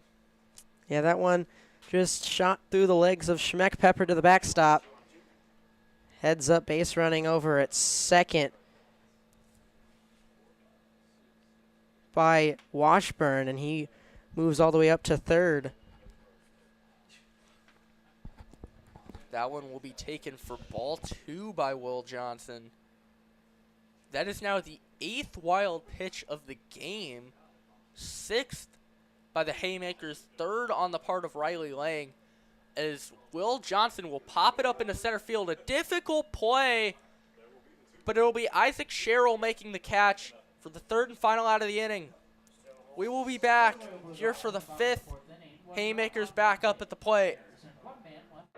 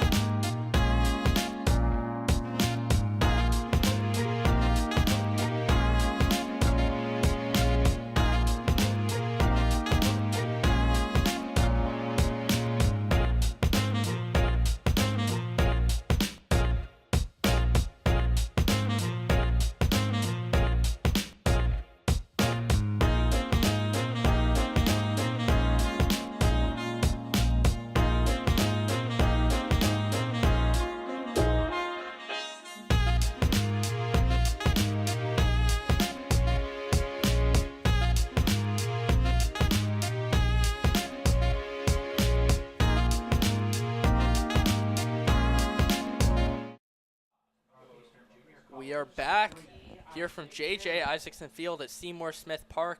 The Royal Blue Dogs adding yet another run to their lead as they now hold a 5-3 advantage in the top of the 5th over the Haymakers. First pitch will be grounded to third by Isaac Sherrill. The throw by Garrett Seamson. Wow, they called him safe. A very close play there. I thought they got him, but Very close play over there at first, but Cheryl just barely beats out the throw. From the University of Sioux Falls, number Gonna 6. give that an error to Seamson over at third. very difficult call for the umpire, but just a very close play. And that one got David Swanson in the helmet.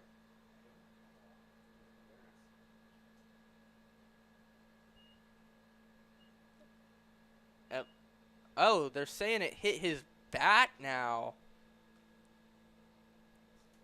And it seems like Swanson agreed, as he never really went down to first base. And now it'll be an 0-1 count. 0-1 will be grounded down to third, but it will end up going foul.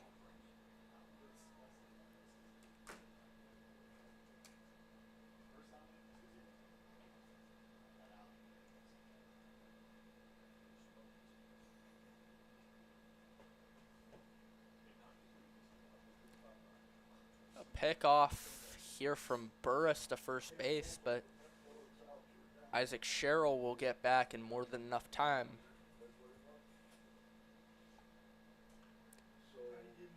That one will be grounded down the line, and another foul ball here from David Swanson.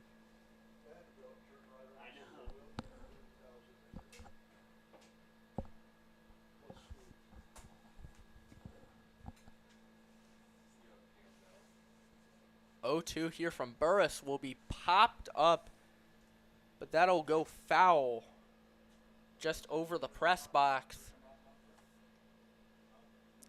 So now 3 straight foul balls will bring the 5th pitch of the at-bat coming up from Burris to David Swanson. Sherrill was running, but Swanson fouls it back yet again. 4 straight foul balls for the center fielder of this Haymakers team. And now pitch number 6 will come up.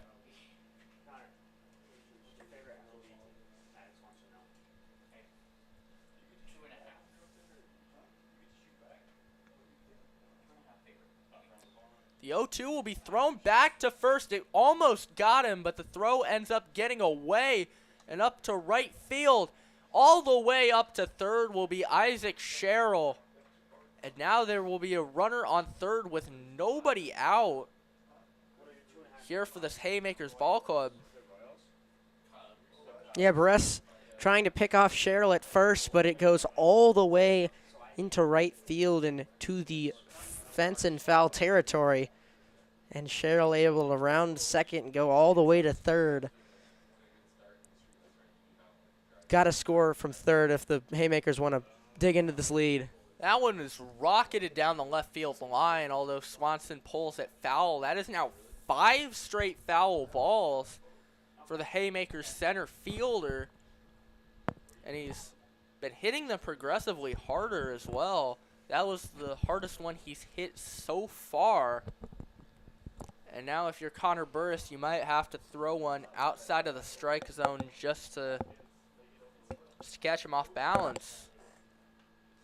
That one is going to be poked into center field.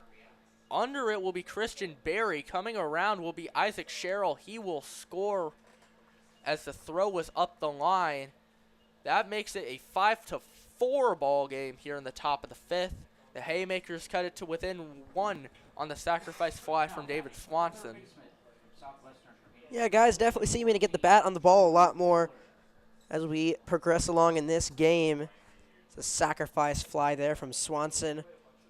Brings in Sherrill from third. The Haymakers cut the lead in half, now only down 1 run here in the top of the 5th.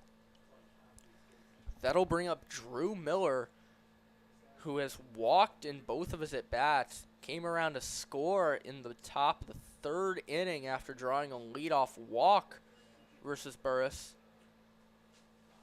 Now Burris' first pitch will be in the strike zone, and it is now 0-1.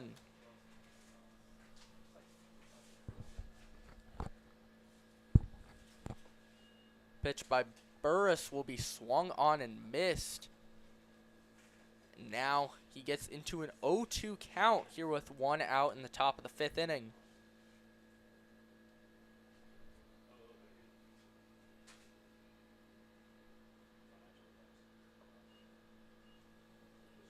That one will be low and away for ball 1 on the part of Connor Burris. Trace Mahacek looks to be out there in the Blue Dogs bullpen.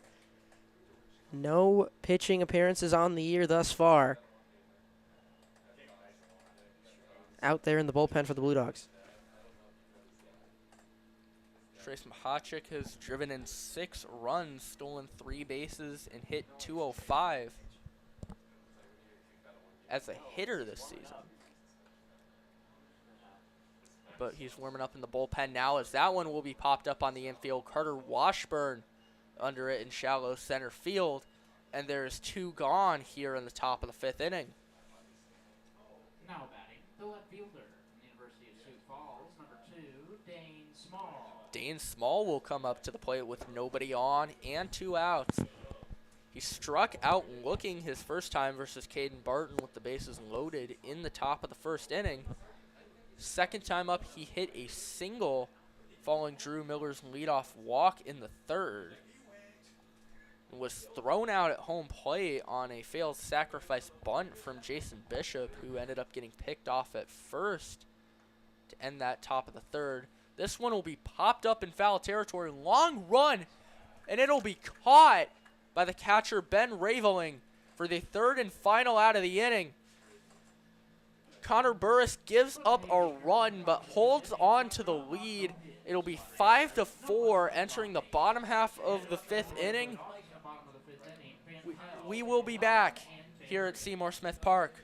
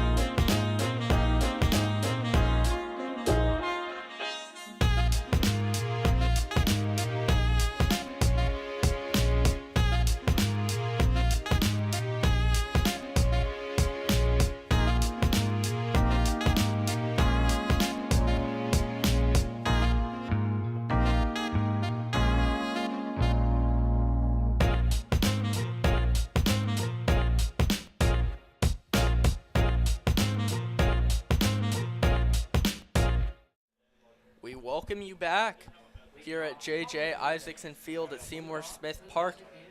The Royal Blue Dogs hold a 5-4 lead over the Haymakers entering the bottom of the 5th inning. Here in this matchup, the Royal Blue Dogs, if they win both of their games today, clinch the regular season title here in the Corn Belt League. They're up 3 games over the second place Omaha Crop Dusters with just 4 games to go, as Jackson Van Pelt takes ball 1 to make it a 1-1 count.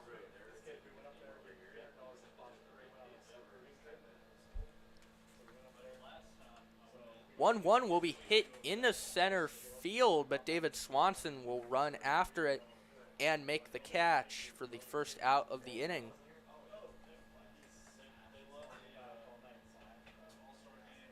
Now batting, the first baseman from the Cook Community College, number 7, Ryan Malone.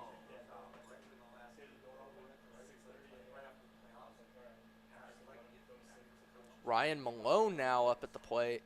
He swings and misses at a first pitch offering from Riley Lang for the first out of the inning. Or first strike of the at-bat, excuse me. Malone 0 for 1 thus far with a walk and came around to score one of the Blue Dogs' 5 runs thus far.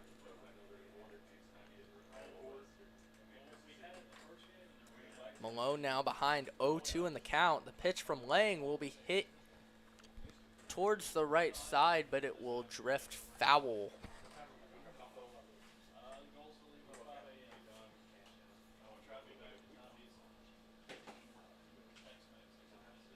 Good start to the at-bat from Lang. His 0-2 will be fouled back by Ryan Malone, and it will remain an 0-2 count after back-to-back foul balls.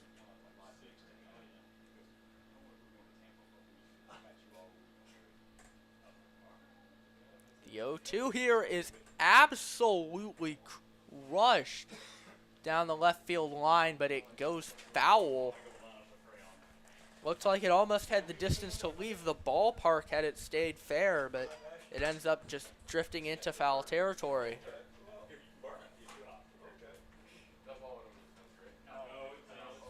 The 0-2 from Lang is in the dirt, and that will make it a 1-2 count.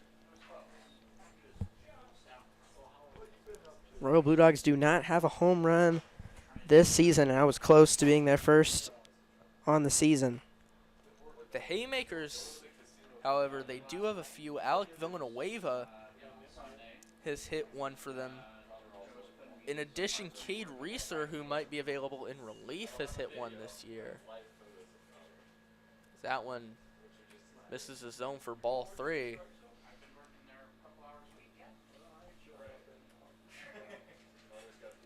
Now a full count from Riley Lang to Ryan Malone.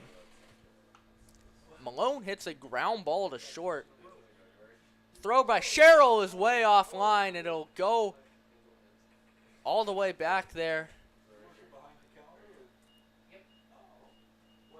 If it wasn't for some heads-up defense there from the Haymakers, I could have gotten just disastrous out there, but Malone is forced to hold at first base. And that'll bring up Christian Berry to the plate. Yeah, Sherrill fielded it and then just throw a bit offline. Looked like Malone was going to be safe regardless as he was hustling it out down to first. But the 5th error of the game between these two teams. The throw down would have been in time, but it couldn't get handled by Isaac Sherrill. I believe the new catcher Ryan Golden might have missed his throw on that one, and Ryan Malone moves into scoring position with a stolen base.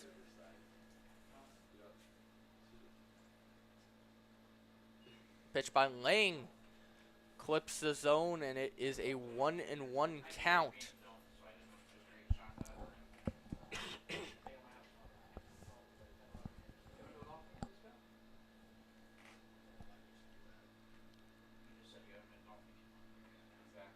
One from Lang will be popped up.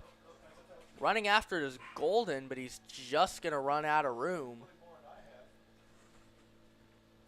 That'll make it a 1-2 count now. Here to Christian Berry.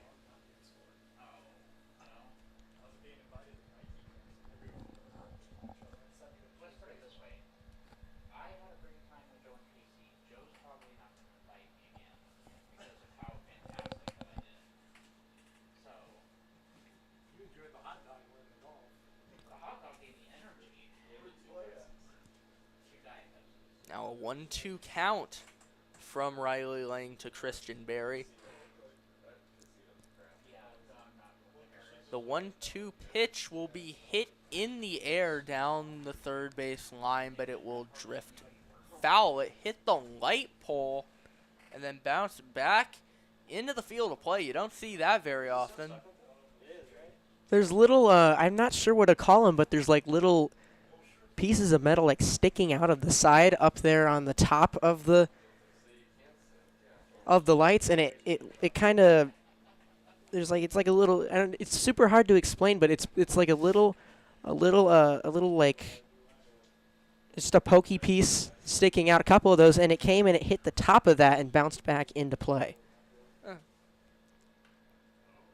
You really don't see that very often, as Cheryl's throw down to first base will be in time. He considered making a throw to third base to try and get Ryan Malone out, but in the end he just decides to make the easy play at first. And there are two away for the catcher, Ben Raveling. Yeah, as you were saying, Cheryl thought about trying to cut down Malone at third, but wisely made the choice to throw over to first instead, as Malone, with some good speed, would have been safe. So able to throw it over to first to guarantee the second out. Ben Raveling takes strike one on the out of third.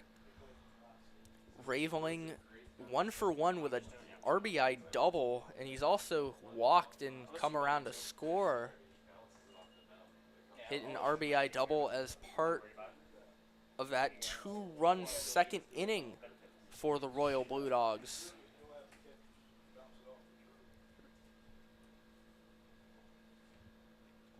The 1-1 will be taken high for ball two. Both the semifinals, assuming. Actually, no, maybe only one of the semifinals, assuming they're on Friday. Yeah, but I don't know when. 2-1 will be swung on and missed by Ben Raveling, and it now is a 2-2 count to the Royal Blue Dogs catcher, as he looks to bring in Ryan Malone from third base. Lang sets in. 2-2 from the Haymakers righty. Will have to wait a second as Raveling will call time. Sure, but I think he'll be here more for the playoffs. Actually, no. Is he on? He might be on vacation. I don't know. I don't remember. Lang sets. The 2-2 will be in the dirt. Good block by Golden, as it prevents Ryan Malone from scoring on a wild pitch. And now it'll be a full count to Ben Raveling. On deck for the Royal Blue Dogs, if he were to draw a walk or get a hit, would be Carson Kragolski, who has grounded out in both of his at-bats here today. The 3-2, that'll be swung on and missed from Ben Raveling. Riley Lang gets out of the bottom of the fifth inning. We will go to the top of the sixth for the Haymakers. Ryan Golden, Jason Bishop, and Easton Barnes due up for the Haymakers when we come back.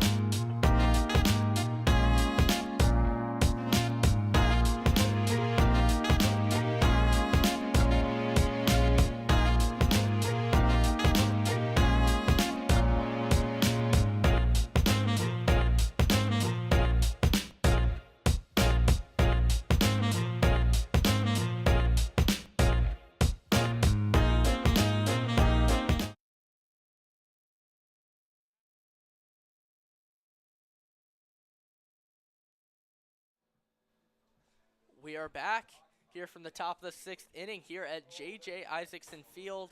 Here at Seymour Smith Park, the Royal Blue Dogs hold a 5-4 lead over the Haymakers. Here entering the top of the 6th, it'll be Ryan Golden, Jason Bishop, and Easton Barnes due up for the Haymakers in the top half of the 6th inning. Royal Blue Dogs, if they win this game and their game later tonight, will clinch the regular season title here in the Corn Belt League as they sit 3 games ahead of the second place Omaha Crop Dusters, entering the final 4 games of the season for each team. Now up at the dish for the Haymakers to open off the top half of the 6th inning is Ryan Golden, who is grounded out and struck out looking in his 2 at-bats. The strikeout looking was against Burris as part of the top of the 3rd, which thus far has been one of only 2 half innings where a team has not scored a run. That and the bottom of the 5th inning that the Royal Blue Dogs just had versus Riley Lang, as Golden fouls that 1-0 back to make it a 1-1 count.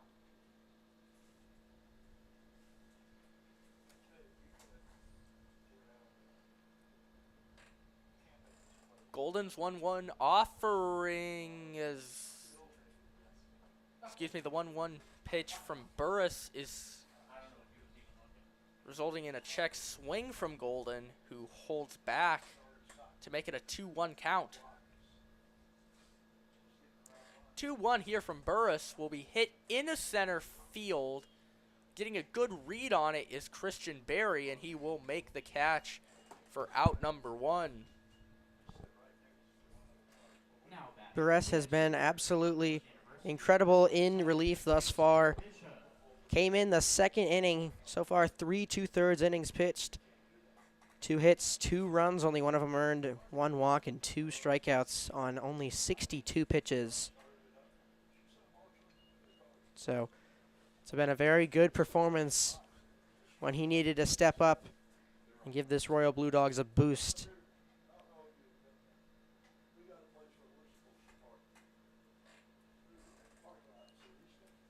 The 1-0, very close pitch, but ends up going for ball 2 as it just missed the strike zone. Burris falling behind early in the count, needs a strike here on 2-0, and he gets it on a breaking ball in the zone. Bishop looks at it for strike 1 as it's now a 2-1 count.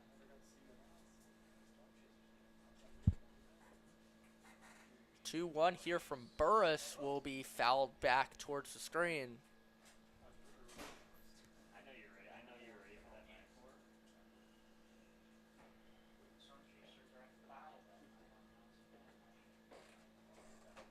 that 2-2 pitch here from Burris to Jason Bishop. Swing and a miss for strike 3. Bishop set down on strikes. That is Connor Burris' 3rd strikeout of the ball game. And now there are 2 gone here in the top of the 6th for the first baseman, Easton Barnes, who is 1 for 1 with a single and a walk. Best inning of work thus far for Burris. Retires the first 2 Haymaker batters he sees.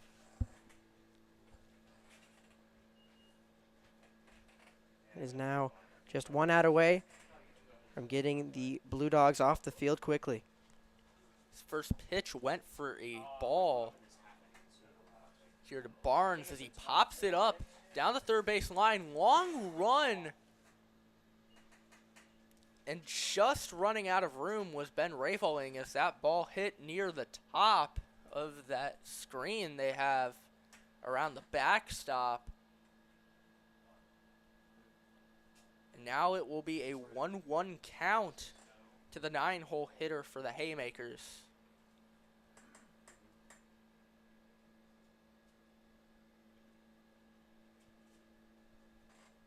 Yeah, I'll play place it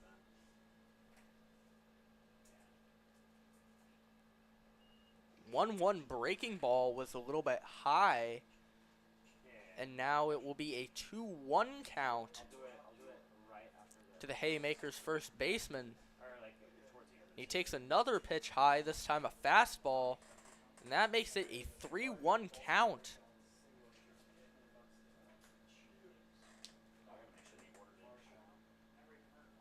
That one will go for strike 2 to Easton Barnes, and that makes it a full count here for Connor Burris. 3-2 from Burris, hit in the air to shallow right field. Carter Washburn will make the catch. Connor Burris, 4 2/3 innings of relief, leaves the top of the 6th with a 5-4 advantage. We will be back for the bottom half of the 6th inning here at J.J. Isaacson Field.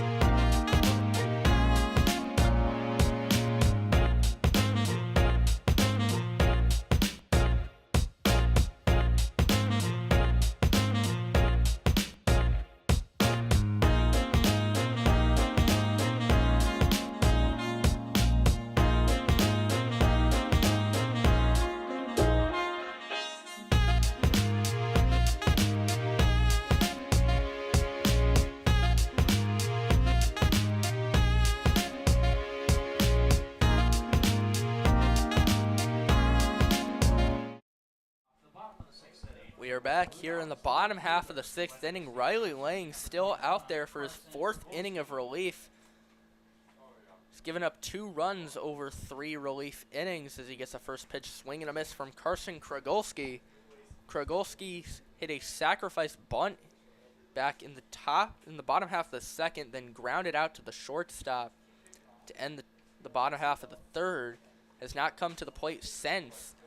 And he falls behind 0-2 very quickly to the Haymakers right-hander Riley Lang. It's been a bullpens game. Both guys that have been brought in for the starters have gone the distance thus far.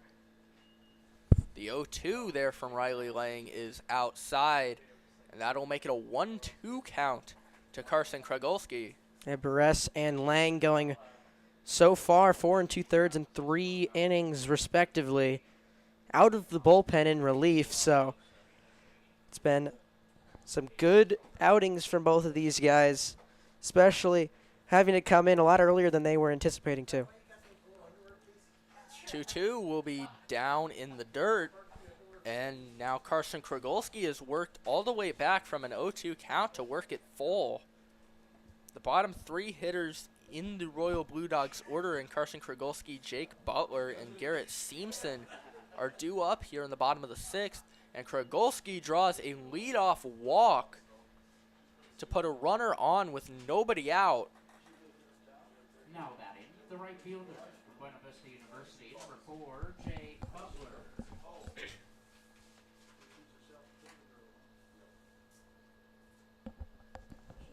Jake Butler, who is hitting 167 on the year and 42 at-bats, steps up to the plate, and he takes ball 1 down and away from Riley Lang.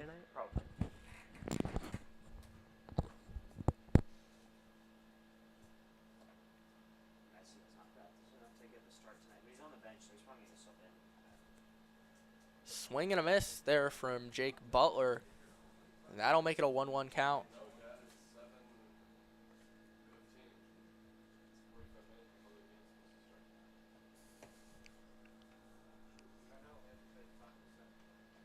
Pickoff throw there from Lang will not be in time.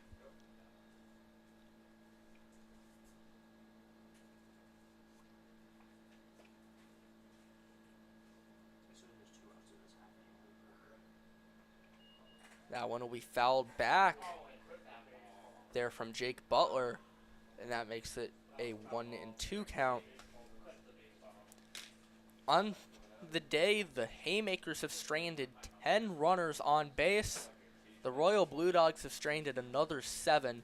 That's 17 potential runs left on the board by these two teams. That one will be grounded to third. Throw by Miller to second is in time for the out there. Kirkland's relay to first will not be in time, but they do get the lead runner out at second for out number 1. Now batting, the third baseman, Mount Marty University, number 16, Garrett C. Yeah, Miller does his job, gets the lead runner over at second. Not enough time to turn the double play, but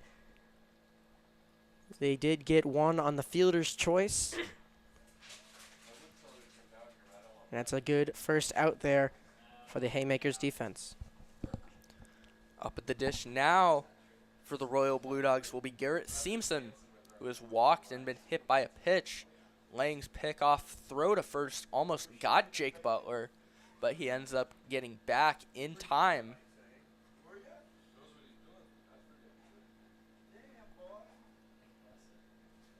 Pitch by Lang will be up high, and that will be ball 1 here to Garrett Simpson.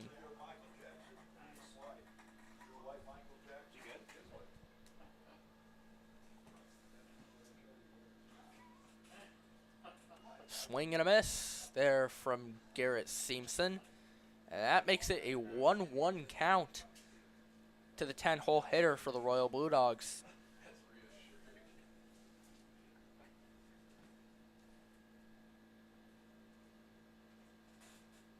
Pitch by Lang will be fouled back, and that will make it a 1-2 count.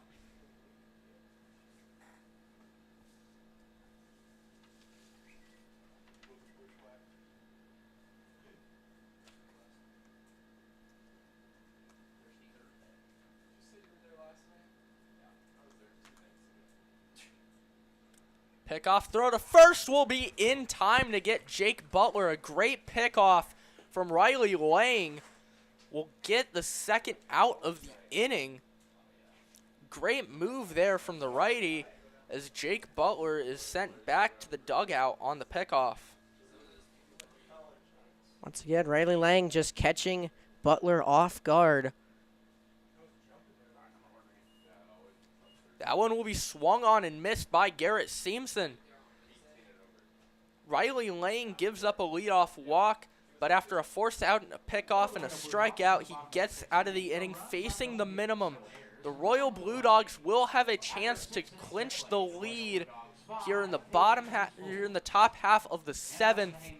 We will be back here for that top half of the 7th in just a few minutes.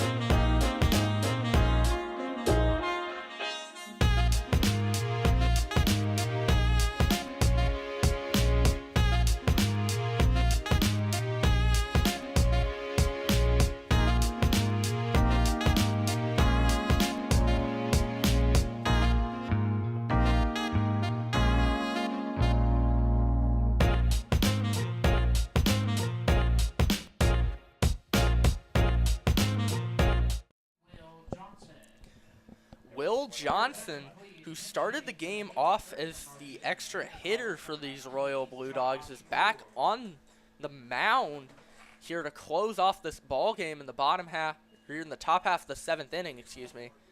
His first pitch to pinch hitter Josh Miller will go for a strike. This is his 10th appearance on the year for Will Johnson. He's only given up 1 earned run over 9 1/3, giving up only 6 hits against 44 batters faced. An ERA of 0.74 and a whip of 1.38. Excuse me, the new hitter for the Haymakers is not Josh Miller. His name is Josh Moore. And he's in a 1-2 count versus Johnson here. The 1-2 pitch rings him up on the inner part of the plate. Will Johnson with a strikeout to open off the top half of the 7th inning, and he is just 2 outs away from sealing a Royal Blue Dogs victory that would bring them 1 game closer to clinching a regular season title.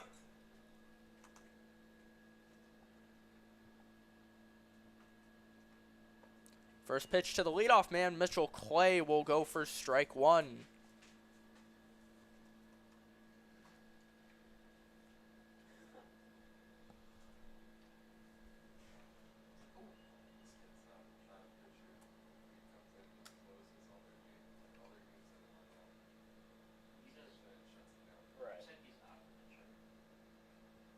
The 1-1 here from Johnson to Mitchell Clay will be fouled back.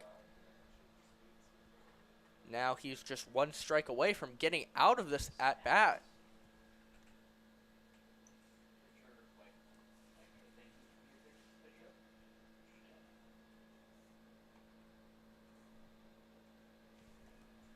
Another 1-2 fouled back from Mitchell Clay, and that'll make it a 1-2 count.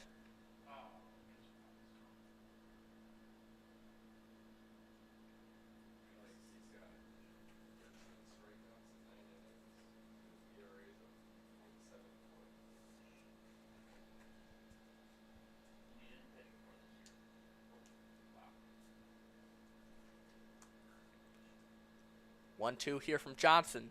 Swung on and missed on a high fastball. Mitchell Clay strikes out for the 2nd out of the inning. Will Johnson with back-to-back strikeouts to open off the top of the 7th. And Ben Kirkland will be the last hope for this Haymakers team here in the top half of the 7th, down to their final out. It's a beautiful pitch rotation there from Will Johnson, and he gets Clay to strike out on the high fastball, chasing. He starts off this at bat well as well. He gets a check swing there from Ben Kirkland for strike 1. Just 2 strikes away. As that one will be outside on a breaking ball, and now it'll be a 1-1 count.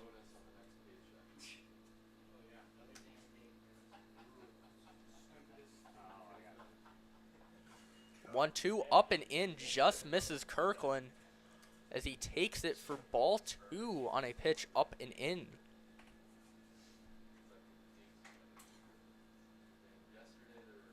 Swing and a miss there from Ben Kirkland, as now the Haymakers are down to their final strike, and the Royal Blue Dogs are 1 strike away from getting to within 1 game of clinching a regular season title. The 2-2 is up high to Kirkland, and now it is a 3-2 count to him.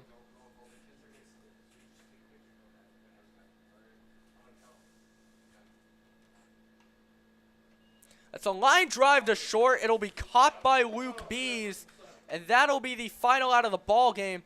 The Royal Blue Dogs win it 5-4, and with this win, they are just 1 game away from clinching a regular season title here in the Corn Belt League. They will face off against the Crop Dusters here later tonight with a chance to clinch the title right here. It's a great ball game. Got any last thoughts, Mike? I think it was a great game from both sides. Pitching was just the ended up being the factor. Royal Blue Dogs bullpen ended up just outlasting the Haymakers pitching staff. And it was just a hard-fought game on both sides, maybe a bit sloppy with a lot of walks, a lot of errors, but Blue Dogs able to eke out a 5-4 win, and as you said, 1 win away from clinching that #1 spot in the postseason. It was a fun ball game. Thank you all for watching. We are going to do the post-game interview on the live stream, so stay tuned. We will be right back for that post-game interview in just a few minutes.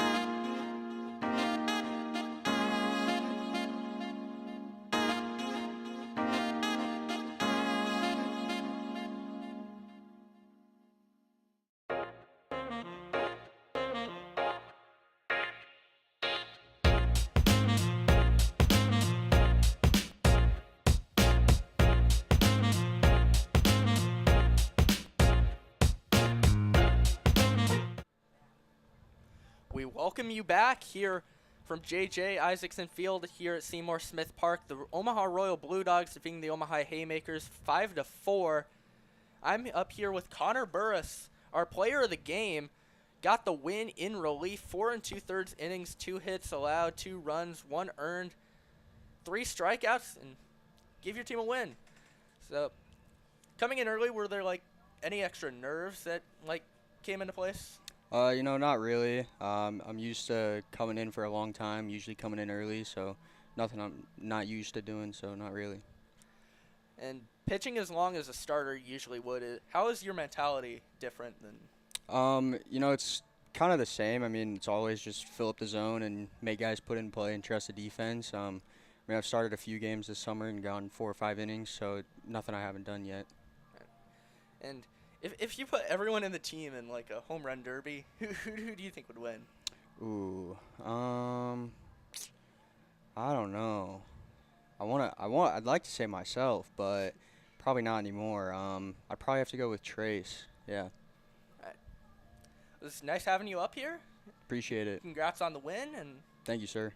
congrats. Just congrats. Thank you. Yeah.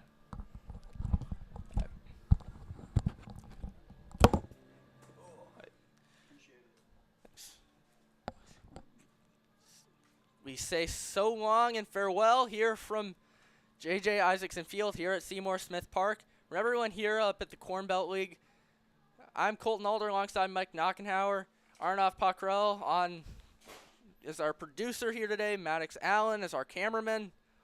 We say thank you and good night. We will see you again here at the 8 o'clock game between the Royal Blue Dogs and the Omaha Crop Dusters.